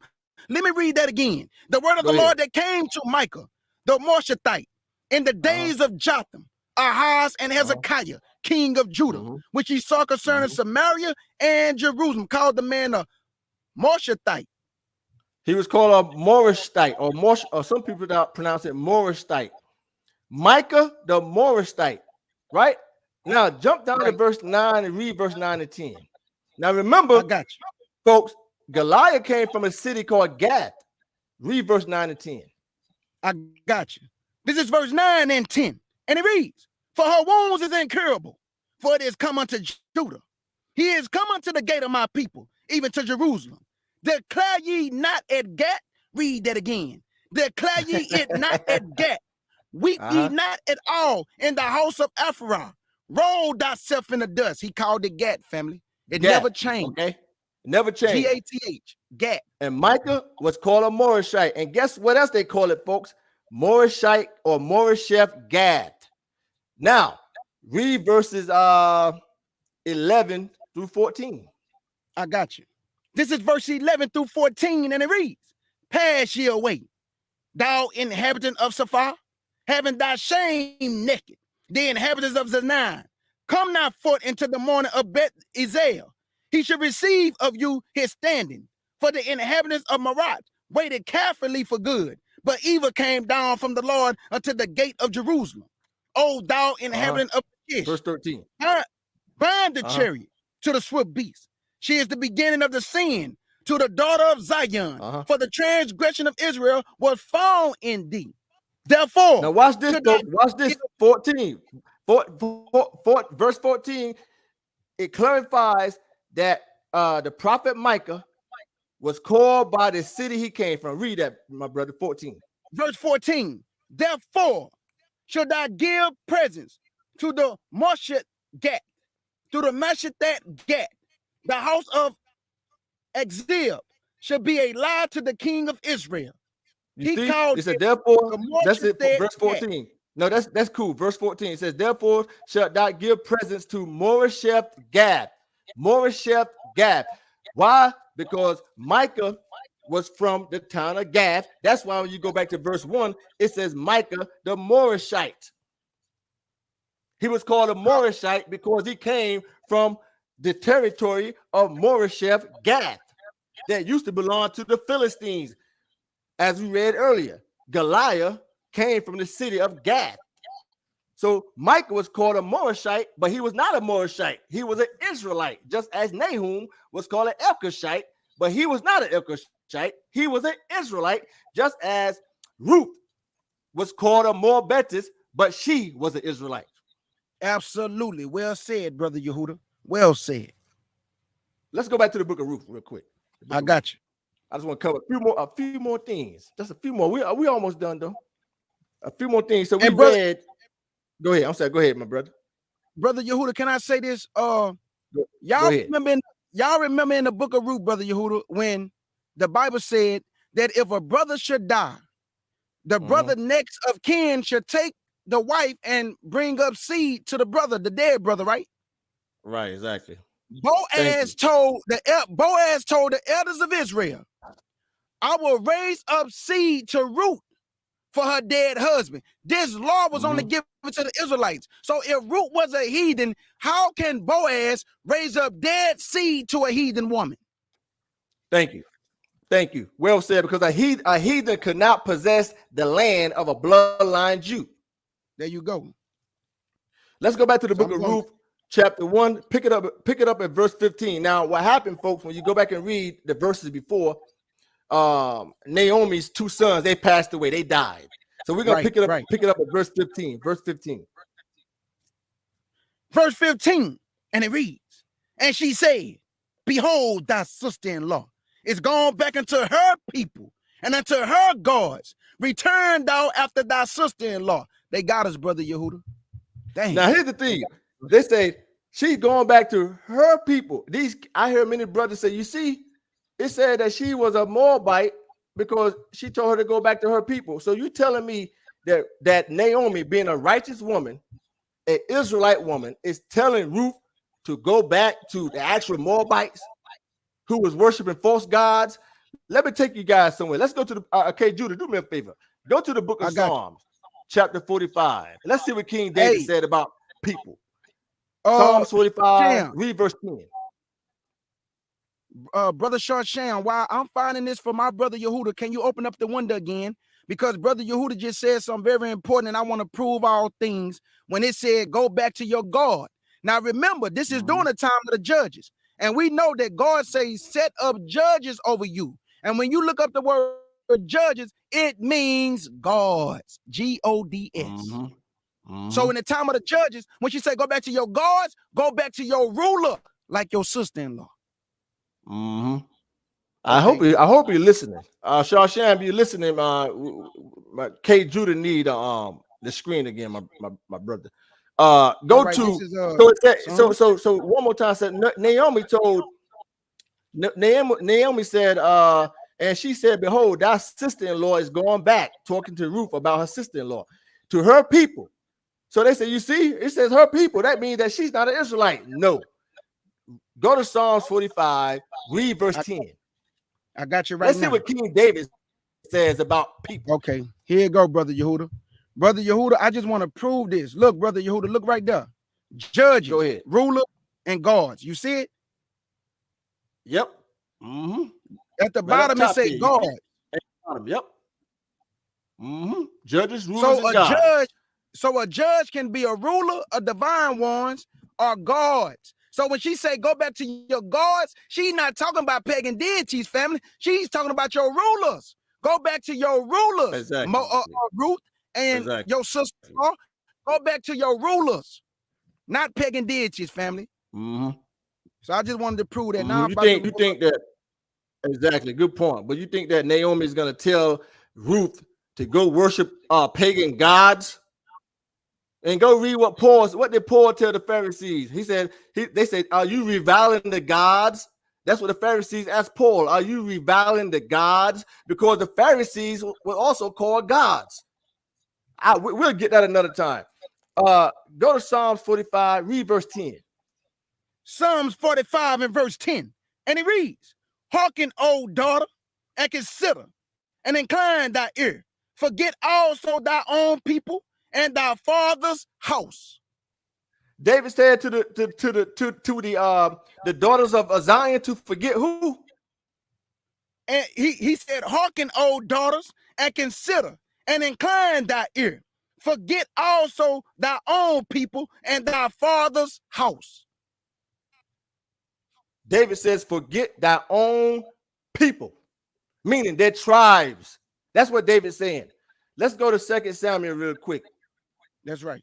2 Samuel. I want to show you guys something. And don't y'all know we don't all know each other, family. Look, if I go to Yehudah City right now, I will be a stranger to his family. So Naomi, they dwelt on the other side of Jordan. They did not know Ruth. So when Ruth say, your people should be my people, they the same people, family, but she did not know Naomi and them, just like we don't all know each other. So stop thinking because we all Israelites, we all know one another. No, family, not even in the land did they all know one another. But through the grace of God, I got something to show the people dealing with what you just said, Kjudah. But let's go to 2 Samuel real quick, chapter 19. We're going to read verses. Let me see here. Let's read verse 41 through 43. Now, what's going on is dealing with King David. King David, the Israelites, and the tribe of Judah. Okay, King David, the Israelites or the tribe of Israel and Judah. So 2 Samuel 19, we're going to read verses 41 through 43. This is 2 Samuel chapter 19, verse 41 through 43. And it reads, and behold, all the men of Israel came to the king and said unto the king, where have our brethren, the men of Judah, stolen thee away? And I brought the king and his household and all David's men with him over Jordan. And all the men of Judah. Hold on for a second, KJ. You see what's going on in verse 41? It says that the children, the men of Israel, they came to King David and said, why did the men of Judah, why did they steal you away from us? So right here, the men of Israel, they jealous now. They jealous because the men of Judah, they took David away. So they jealous. Read verse 42. Verse 42. And all the men of Judah answered the men of Israel, because the king is near of kin to us. Because the king is who? Near of kin unto us. Go ahead. It says, the reason why is the men of Judah told the men of Israel, because David is a nearer kinsman to us than you. Because David is from our tribe. Go ahead. Right. Judah. And brother Yehudah, that's why, to bring out another point, that's why when the brother died, it had to be near of kin. It cannot be a stranger. It's not talking about a stranger of another nationality. It's talking about a stranger of another tribe who would come in, because the tribe would move from tribe to tribe. So if the brother died and she was and the woman was a Judite, the brother of Judah had to bring up seed unto his brother, not of Naphtali, not a Asher, not Gad or Reuben. It had to be the same tribe, family. Next of kin. So what Yehudah just pointed out is right. Next of kin. He's closer to us. Verse 42. So, and all the men of Judah answered the men of Israel, because the king is near of kin to us. Wherefore then be ye angry for this matter? Have ye eaten at all at the king's cost, or have he given us any gift? And the men of Israel answered the men of Judah and said, we have 10 parts in the king. And we have Stop right there, King Judah. The men of Israel said to the men of Judah, we got 10 parts in the king. We got 10 tribes. Who that sound like today? We got 10 tribes. Go ahead. I will read it from the top again. And the men of Israel answered the men of Judah and said, we have 10 parts in the king, and we have also more right in David than ye.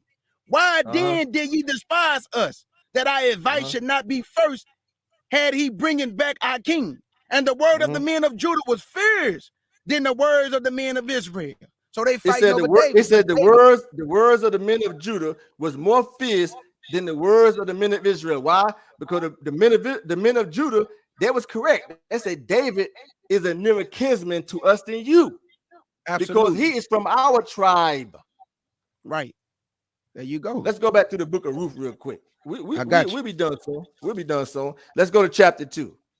I got you. So we know that Naomi tried to convince Ruth and her sister-in-law to go back. We know that Ruth went back to the land of Judah with Naomi. We know that. You guys can go read it on your own. Let's go to Ruth chapter 2. Read verse 1. I got you. Ruth chapter 2 and verse 1. And it reads, and Naomi had a kinsman of her husband, a mighty man of wealth, and of the family of Elimelech, and his name was Boaz. Boaz, right? So we just read with David and the tribe of Judah said that David is a nearer kinsman to us, right? Right. Now watch this here. Jump down to verse 4 and read verse 4 through 6. I got you. Verse 4 through 6. And it reads, and behold, Boaz came from Bethlehem and said unto the reaper, the Lord be with you. And they answered him, the Lord bless thee. Then said Boaz unto his servants that was set over the reapers, whose damsel is this?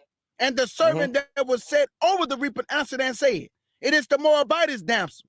They came back with Naomi out of the country of Moab. Not the land of Moab, the country of Moab. which is the plains of Moab. But notice this word right here, Kjudah. It says they told Boaz, the men told Boaz, it is the Moabitish. It is the Moabitish. Right, absolutely. Moabitish. Now that word Betish is kind of what it means, folks. She's not actually a real Moabite. For example, you have people that's called Jewish, right? You got words called boyish, or somebody may be 30-ish or almost 30 years. You may say, well, how old is that person? You may say he is 30-ish. I'm not quite sure, but he's sort of. That's what it means when it says Moabitish. So they told Boaz that she the Moabitish because she's not actually a Moabite. See, a lot of people don't pick up on these words. Just like you have nearish or devilish or Jewish. The white Jew, that's why they call it Jewish. Hey, Brother Yehudah, can I read something? Brother Yehudah, I'm going to go to Ruth chapter 4, and I'm going to read verse 1 through 10, and it's going to prove, Brother Yehudah, that the law that God gave the Israelites when he said, if your dead brother die, you have to raise up seed unto himself. Let me prove this out the Bible. This is Ruth chapter 4. Yeah, go ahead. Read verse 1 through 10. And it reads, then went Boaz up unto the gate and set him down there. And behold, the kinsman of whom Boaz spake came by, unto whom he said, ho, such a one, turn aside, sit down here. And he turned aside and sat down. And he took 10 men of the elders of the city, and sit ye down here. And they sat down. And he said unto the kinsman Naomi, that is come again out of the country of Moab, sell it a parcel of the land, which was our brother Elimelech. And I thought to advise thee, saying, buy it before the inhabitants and before the elders of my people. If thou wilt redeem it, redeem it. But if thou would not redeem it, then tell me that I may know. For there is none to redeem it besides thee, and I am after thee. And he said, I will redeem it. Then said Boaz, what day thou buyest the field of the hand of Naomi, thou must buy also a Ruth, the Moabitess, the wife of the dead, to raise up the name of the dead upon his inheritance. How can you do this with a heathen woman? Right, how exactly. can you raise up the inheritance of the dead to a heathen woman? Show me what inheritance the Moabites have with the Israelites. Anybody? They can't show it. Verse 6. And the kinsman said, I cannot redeem it for myself, lest I mark my own inheritance. Redeem thou my right to thyself, for I cannot redeem it. Now this was the manner in former times, meaning the law. This was the manner in former times, meaning the law, family. This was the manner in former times in Israel, concerning redeeming and concerning changing. For to confirm all things, a man plucked off his shoe and gave it to his neighbor. For if you want to get understanding of this, go read Numbers 25. When a man did not want to raise up seed unto his brother, he'll take off his shoe, and the wife will spit in his face, and she'll say, he did not want to raise up seed unto his dead brother. So this is a law. So how can Boaz perform this with Ruth if she is a bloodline Moabite? Let me continue though. Verse 7. Now this was the manner in former time in Israel concerning redeeming and concerning changing, for to confirm all things. A man plucked off his shoe and gave it to his neighbor, and this was a testimony in Israel. Therefore the kinsman said unto Boaz, buy it for thee. So he drew off his shoe, and Boaz said unto the elders and unto all the people, ye are witnesses this day, that I have bought all that was Elimelech's, and all that was Chilions and Marlions of the hand of Naomi. Moreover, Ruth the Moabitess, the wife of Malion, I have purchased to be my wife, to raise up the name of the dead upon his inheritance, that the name of the dead be not cut off from among his brethren, and from the gate of his place ye are witnesses this day. Now hold up. You mean to tell me Boaz gathered all the elders, and if Ruth was a heathen, they didn't stop this man at one time to say, man, what you doing, man? You can't perform that law with this heathen woman, but they never stopped the man. You know why? Because Ruth was from the tribe of Reuben. And on top of that, this young man was a kinsman to Ruth. In fact, Boaz says that he is a nearer kinsman to you than I am, just as the men of Judah told the men of Israel that David is a nearer kinsman to us than you. But watch this. But good point. But watch this now. Go back to the book of Ruth, chapter 2. Read verse 11. Verse 11. This is Ruth, chapter 2. In fact, before you read verse 11, this is when after Ruth finished gleaning the field, and she was asking Boaz, why are you treating me so kindly, me being a stranger? Go ahead. Read. Read verse 10 and 11. 10 and 11. Verse 10 I got you right now, my brother. This is Ruth chapter 2, verse 10 and 11. Then she fell on her face and bowed herself to the ground and said unto him, why have I found grace in thy eyes, that thou shouldest take knowledge of me, seeing I am a stranger? Hold up. Why is she a stranger? Because she dwelt on the other side of the Jordan River. She didn't know these people. So she are a stranger unto Boaz because she did not know them on the other side of the Jordan River, which was the land of Canaan. They was dwelling in the plains of Moab. Exactly. If you travel from New York City to Chicago and you never been to a neighborhood in Chicago, you as a black man or Negro, you will be a stranger among Negroes in Chicago. Absolutely. Come on, that's common sense. And in fact, let's get a quick precept to that real quick. Go to Numbers chapter 1 and read verse 51. I got you. This is dealing with the Levites. This is Numbers chapter 21. No, chapter 1, verse 51. Oh, chapter 1. Okay, I got you. Yes, sir. This is Numbers chapter 1. And this is dealing with strangers, folks. Numbers 1, chapter 1, verse 51. This is Numbers chapter 1 and verse 51. And it reads, and when the tabernacle setteth forth, the Levite shall take it up, take it down. And when the tabernacle is to be pitched, the Levite shall set it up. And the stranger that coming nigh should be put to death. He's not talking about strangers of other nationality. Anybody outside of the tribe of Levi is a stranger to God if it ain't Levi. A stranger. Thank you. Go to another one. Go to the book of Numbers chapter 3. Read verse 10. This is Numbers chapter 3. And your brother Kjudah gonna read verse 10. And it reads, and thou shalt appoint Aaron and his sons, and they shall wait on their priest office. And the stranger that coming nigh should be put to death. Anything outside of the tribe of Levi is a stranger. Go to Exodus chapter 30. Read 30 through 33. This is Exodus chapter 30. Yes, sir. 30 through 33. We're dealing with strangers, but this time the strangers, as Kjudah read, are the bloodline Israelites.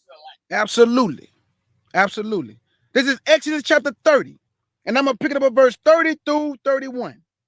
And it 33. reads, 33. And thou should anoint Aaron and his sons and consecrate them, that they may minister unto me in the priest's office. And thou should speak unto the children of Israel, saying, this should be and holy anointed are unto me throughout your generations. Upon man's flesh shall it not be poured, neither shall ye make any other like it after the composition of it. It is holy, and it shall be holy unto you.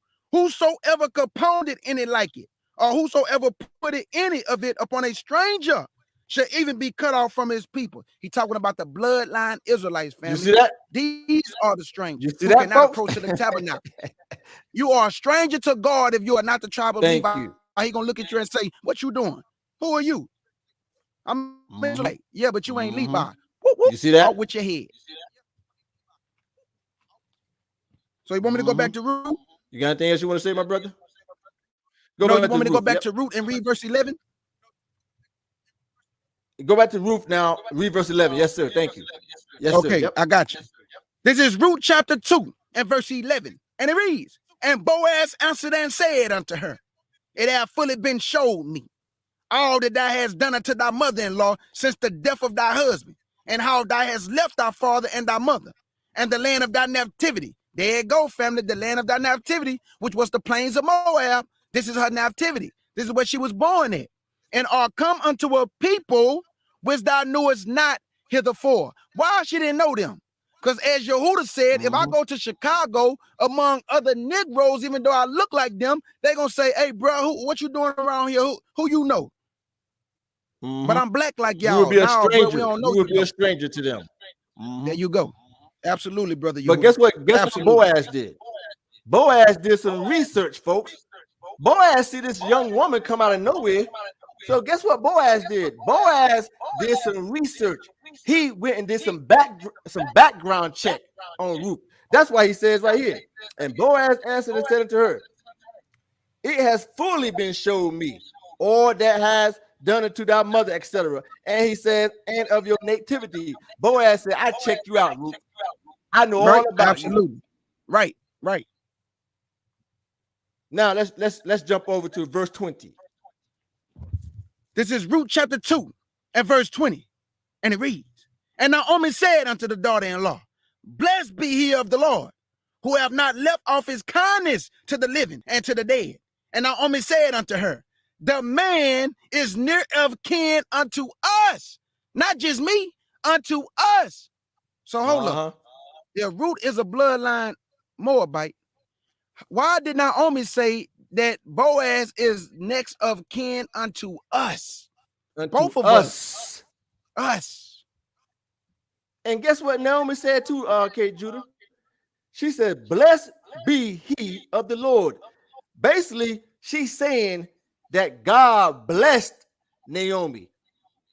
That's what she's saying. Absolutely. When you go back and read the verses before, it talks about Naomi gleaning the fields and how God blessed her and how God made Boaz's eyes favorable towards Ruth. So she even said that God blessed, he blessed Ruth. And it says, Naomi said unto her, the man is a near kinsman, as Kjudah said. And brother Yehudah, can I say this? Can somebody show me in the Bible where God have ever called a heathen woman a virtuous woman? And it says she's blessed in verse 20. Blessed be he of the Lord. Can somebody show me in the Bible where the Lord have ever called a heathen woman a virtuous woman? Anybody? Thank you. Because these men, when they saw Ruth, they said she was blessed, highly favored, and let her be like Rachel and Leah. How can she be like Rachel and Leah, who make up the majority of the tribes of Israel, if she was a heathen woman? She can't be like Rachel and Leah, but she was not a heathen woman. That's why she can be virtuous and blessed like Rachel and Leah, because she was from the tribe of Reuben. Thank you. Thank you. Well said, Kjudah. Do me a favor. Let's go jump over to Ruth chapter 3, read verse 1. This is Ruth chapter 3. We're going to go through this kind of quick, but I got to bring this stuff out, man. Go ahead. Ruth chapter 3 and verse 1. And it reads, then Naomi, her mother-in-law, said unto her, my daughter, shall I not seek rest for thee, that it may be well with thee? Verse 2. And now it is not Boaz of our kindred. Read that again. And now is not Boaz of our kindred. Read that again. And now is not Boaz of our kindred, family. The man is of the kindred. Isn't God good? Isn't God good? God's good, bro. When you read the word, when you read, it's beautiful, man. Let me finish that though. And now it's not Boaz. Go ahead, finish. And now is not Boaz of our kindred, with whose maidens thou was. Behold, he wintereth barley tonight in the threshing floor. Wash thyself therefore, and anoint thee, and put thy raiment upon thee, and get thee down to the floor. But make not thyself known unto the man, until he shall have done eating and drinking. This is not no heathen woman, man. Come on, Israel. Nope. Wake up. Nope. Wake up, family. You have been woefully She just said twice. Thank you. Right. Go ahead, Kjudah. Right. She said it twice, man. The woman, all throughout the route. We didn't show you the foundation. We didn't show you maps. We didn't prove to you that Israel dwelt in the land for 300 years. We showed you the maps when it said this is Israelite territory. We showed you that Ruth came from Bamat. Moses died at Mount Nebo. He saw the land. So how can Ruth be a bloodline Israelite if Moab never got the land back, family? You have to get that. And Mount Nebo was in the territory of Reuben. Talk to me, brother. Okay. Yes. But Naomi said it twice, that Boaz is our kindred. Yep. Now let's jump over to verse 8. Verse 8. Ruth, we're almost done. Ruth chapter 2, verse 8. Chapter 3 of chapter 2. Chapter Yeah, because I'm in 3 right now. Okay. Yeah, 3, verse 8. All right, this is Ruth chapter 3 and verse 8, and it reads, and it came to pass at midnight that the man was afraid and turned himself, and behold, a woman lay at his feet. And he said, who art thou? And she answered, I am Ruth, thy handmaid. Spread therefore thy skirt over thy handmaid, for thou art a near kinsman, man. For thou art a near kinsman. Come on, family. Ruth told Boaz, you are a near kinsman to me. Right. What did real quick, King Judah? What did the men of Judah? What did they tell the men of Israel? They said David is a nearer kinsman unto us. Right. So why are you mad at us for? David is a nearer kinsman to us than you. Right. And that's why, Yehudah, that's why when the Lord split the tribes up, what do we see happening, Yehudah? Once God split the tribe in the time of Solomon, Israel was dealing with Israel, and Judah and Benjamin was dealing with Judah and Benjamin. Yep. Thank you. Thank you. Good. You see, that's a spirit right there. That's a spirit. Read verse 10. Verse 10, and it reads, and he said, blessed be thou of the Lord, my daughter, for thou hast showed more kindness in the latter end than at the beginning, in so much as thou followest not young men, whether poor or rich. This is a virtuous woman. Here, she was a virtuous woman, and this proves that she was a virtuous woman. In verse 9, Ruth said, you are a near kinsman. And then right here in verse 10, Boaz blessed her. He said, blessed be thou of the Lord, because she was a virtuous woman, like Kjudah said. And I want to say this, Brother Yehudah. If Christ came through the line of Judah, and we know that the Most High kept that bloodline pure all the way through the Messiah. But you mean to tell me he allowed it to be tainted by one heathen woman, right? One heathen woman was able to taint the bloodline of the Messiah, and you Negroes out here teaching that Ruth was a Moabite, so you can have an excuse to date heathen women. And Christ's blood was pure. Pure. Pure. Well said, Kjudah. Well said, my brother. Read verse 11. Verse 11, and it reads, and now, my daughter, fear not. I will do to thee all that thou requestest. For all the city of my people do know that thou art a virtuous woman. He never called her heathen. She said all the people. She said all the people of the land when she went to dwell with Naomi. They said, everybody know that you are a virtuous woman. In verse 10, Boaz even called her blessed. Watch verse 12, Brother Yehudah. Brother Yehudah, watch verse 12. And now it is true that I am thy near kinsman. Howbeit, there is a kinsman nearer than I. He you told see that? Boaz said, go ahead.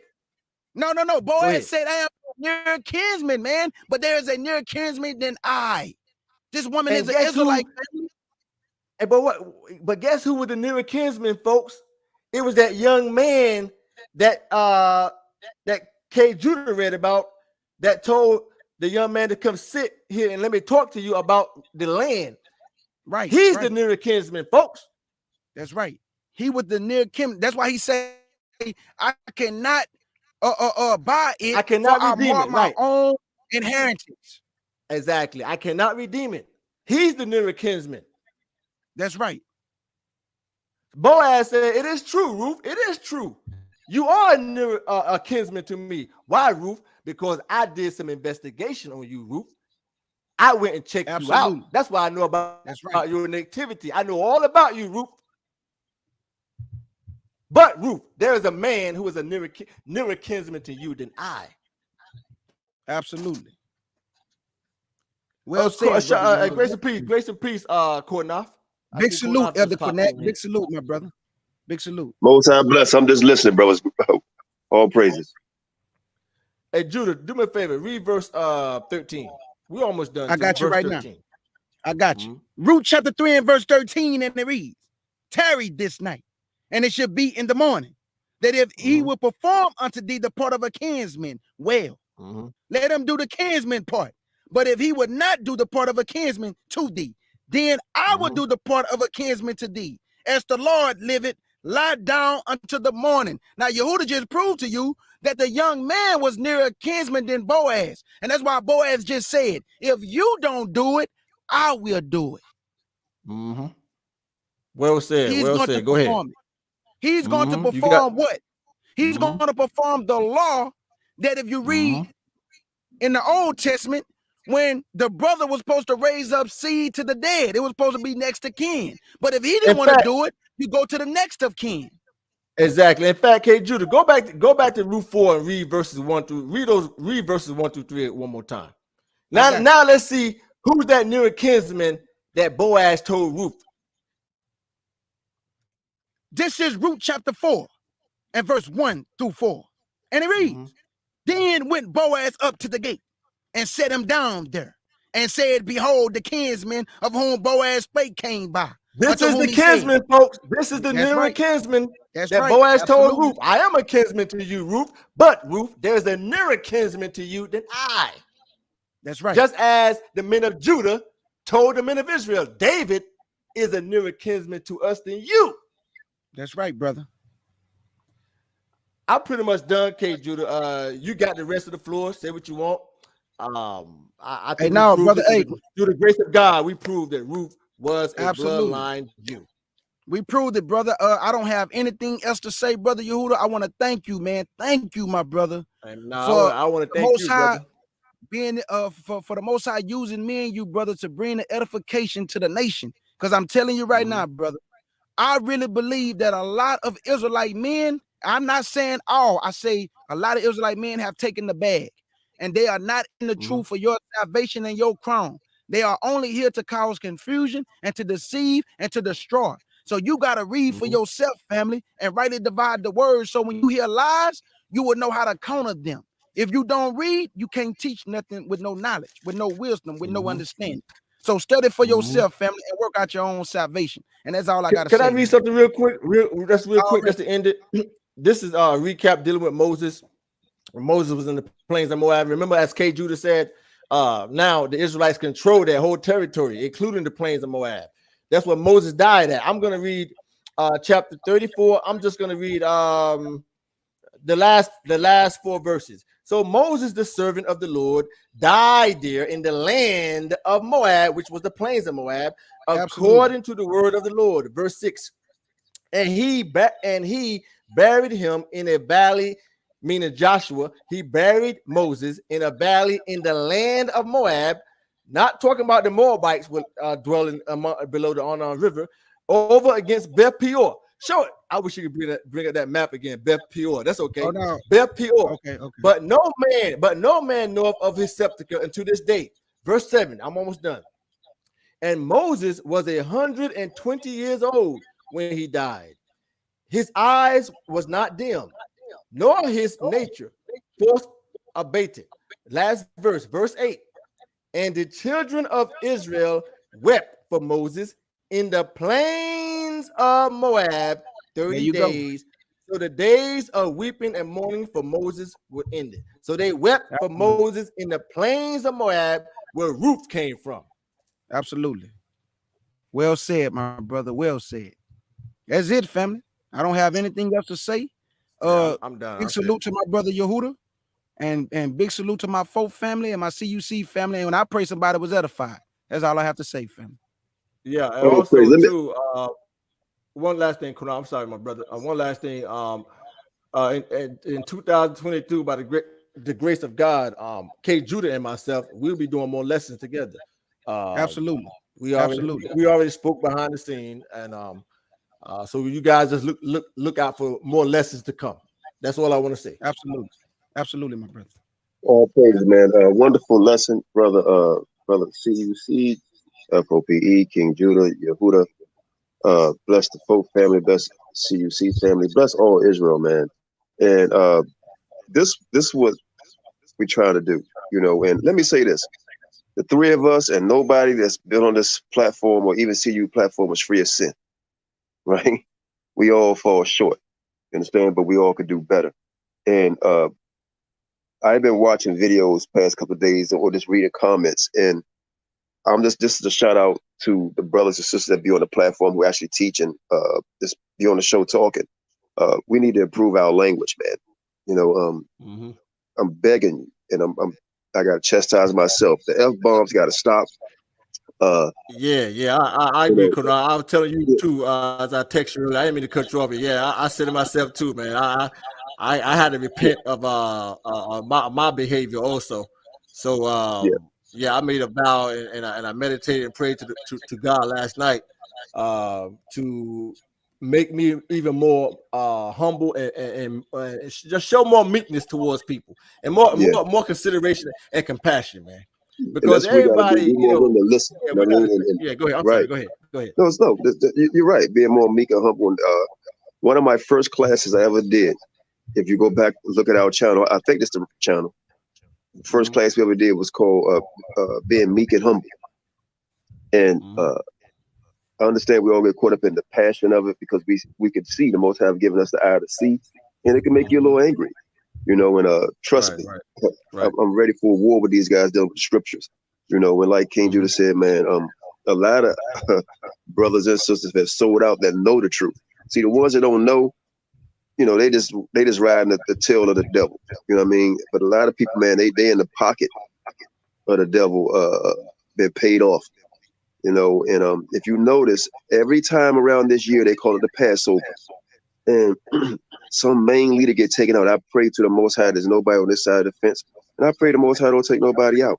But I got word that it's a high guy in an organization that's sick, and I hope the Most High have mercy on all of us. You know, have mercy on all of us.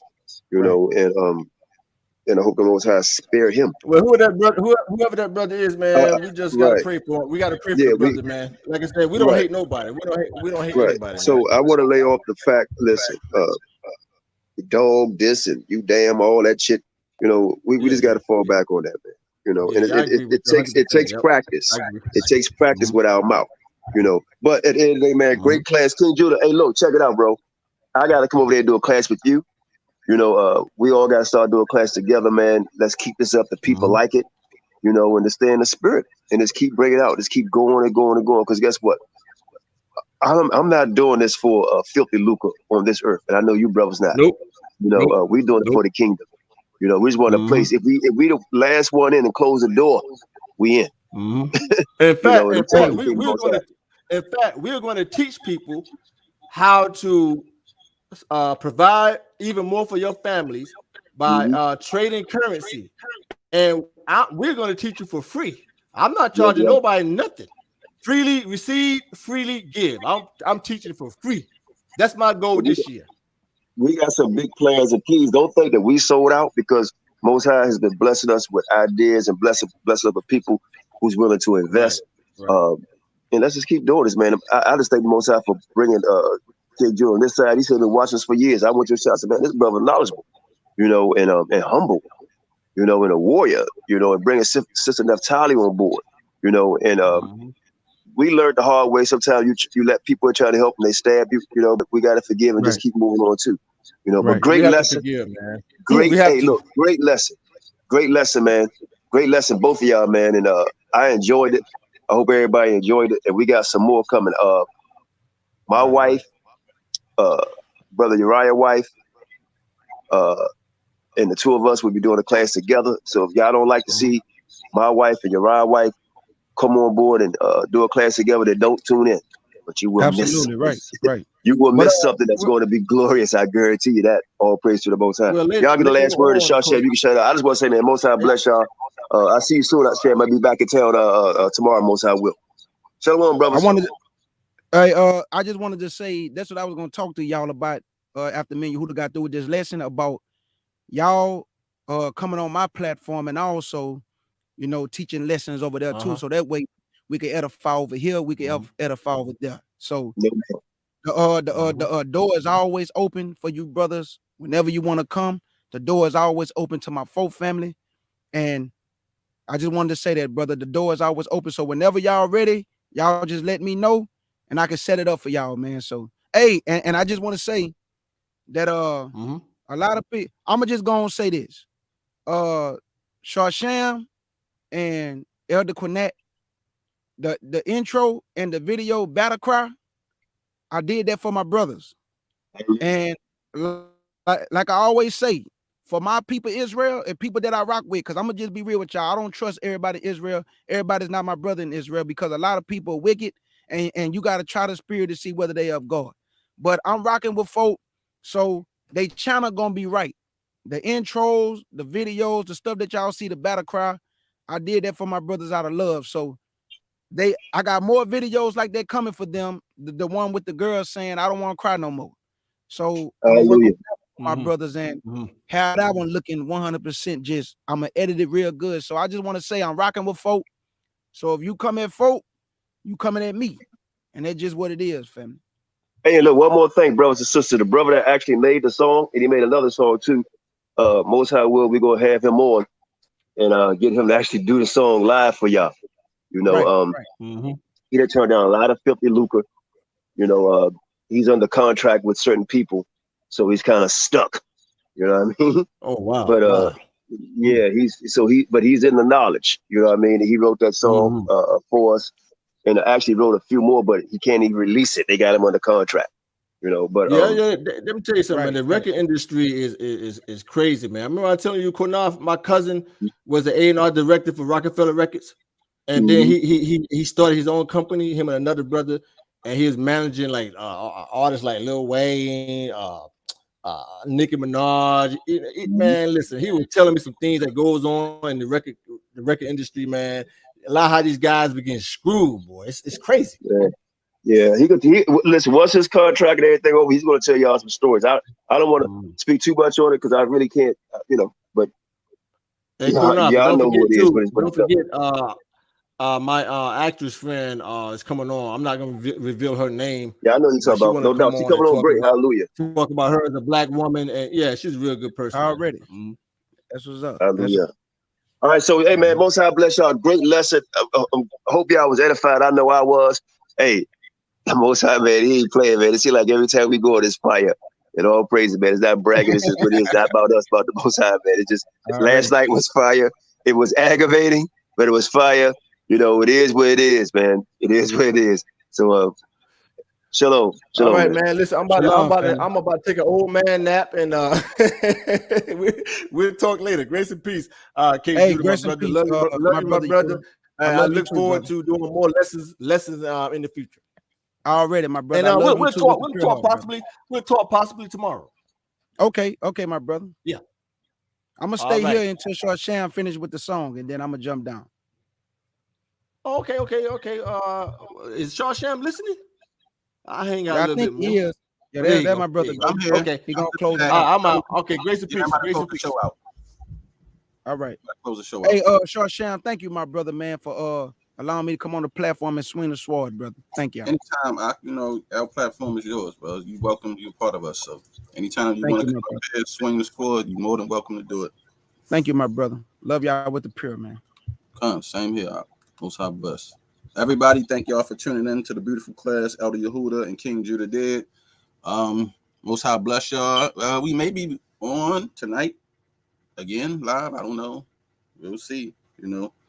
But thank y'all for tuning in. Shalom. Most High bless. Love you, Star. Love you, Lima. Shalom to Oracle and everyone.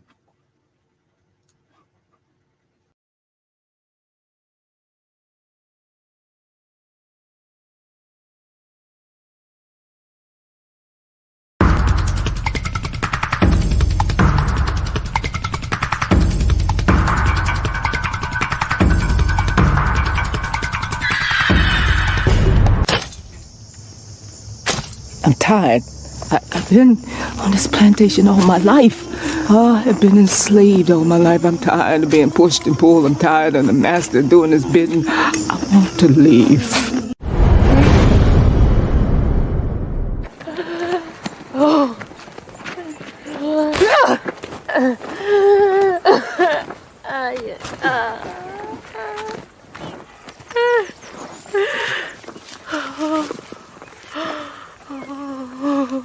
You done missed yourself, Pats.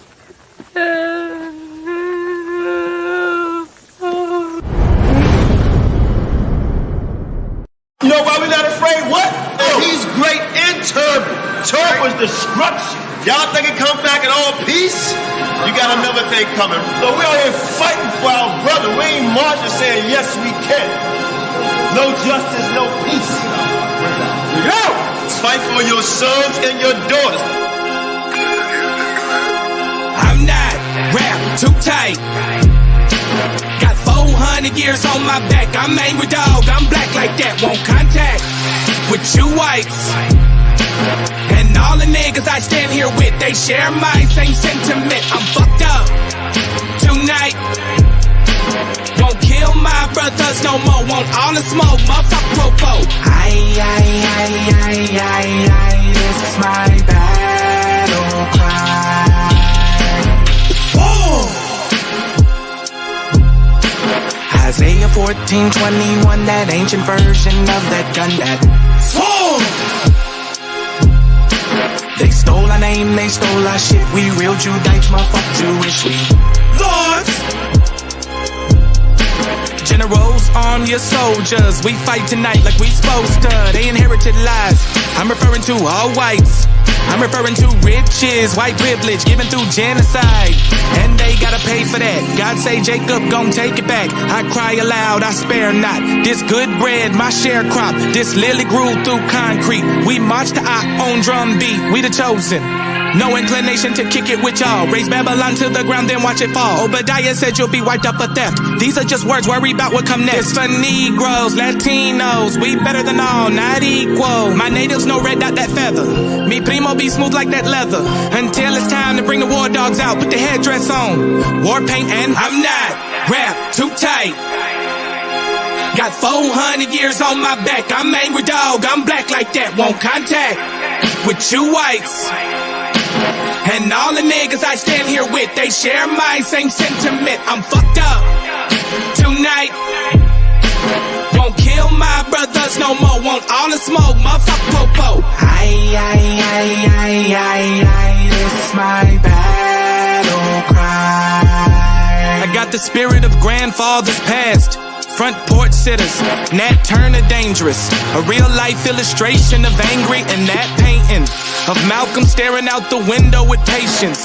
One hand on the curtain, right hand on the AK spits. 47 rounds, all to bring down Satan. Same way Abel was killed by Cain. This will be an introduction from the fuck shit into the fire. Probably join the list of artists who died before they retired. Most High said I'm hired. Sire will never spit a line aimed at my kind, less meant to uplift. Toughness will be redefined in my rhymes. A squad of men with the spirit of God, with an affinity to point their weapons not at the brethren but at the enemy.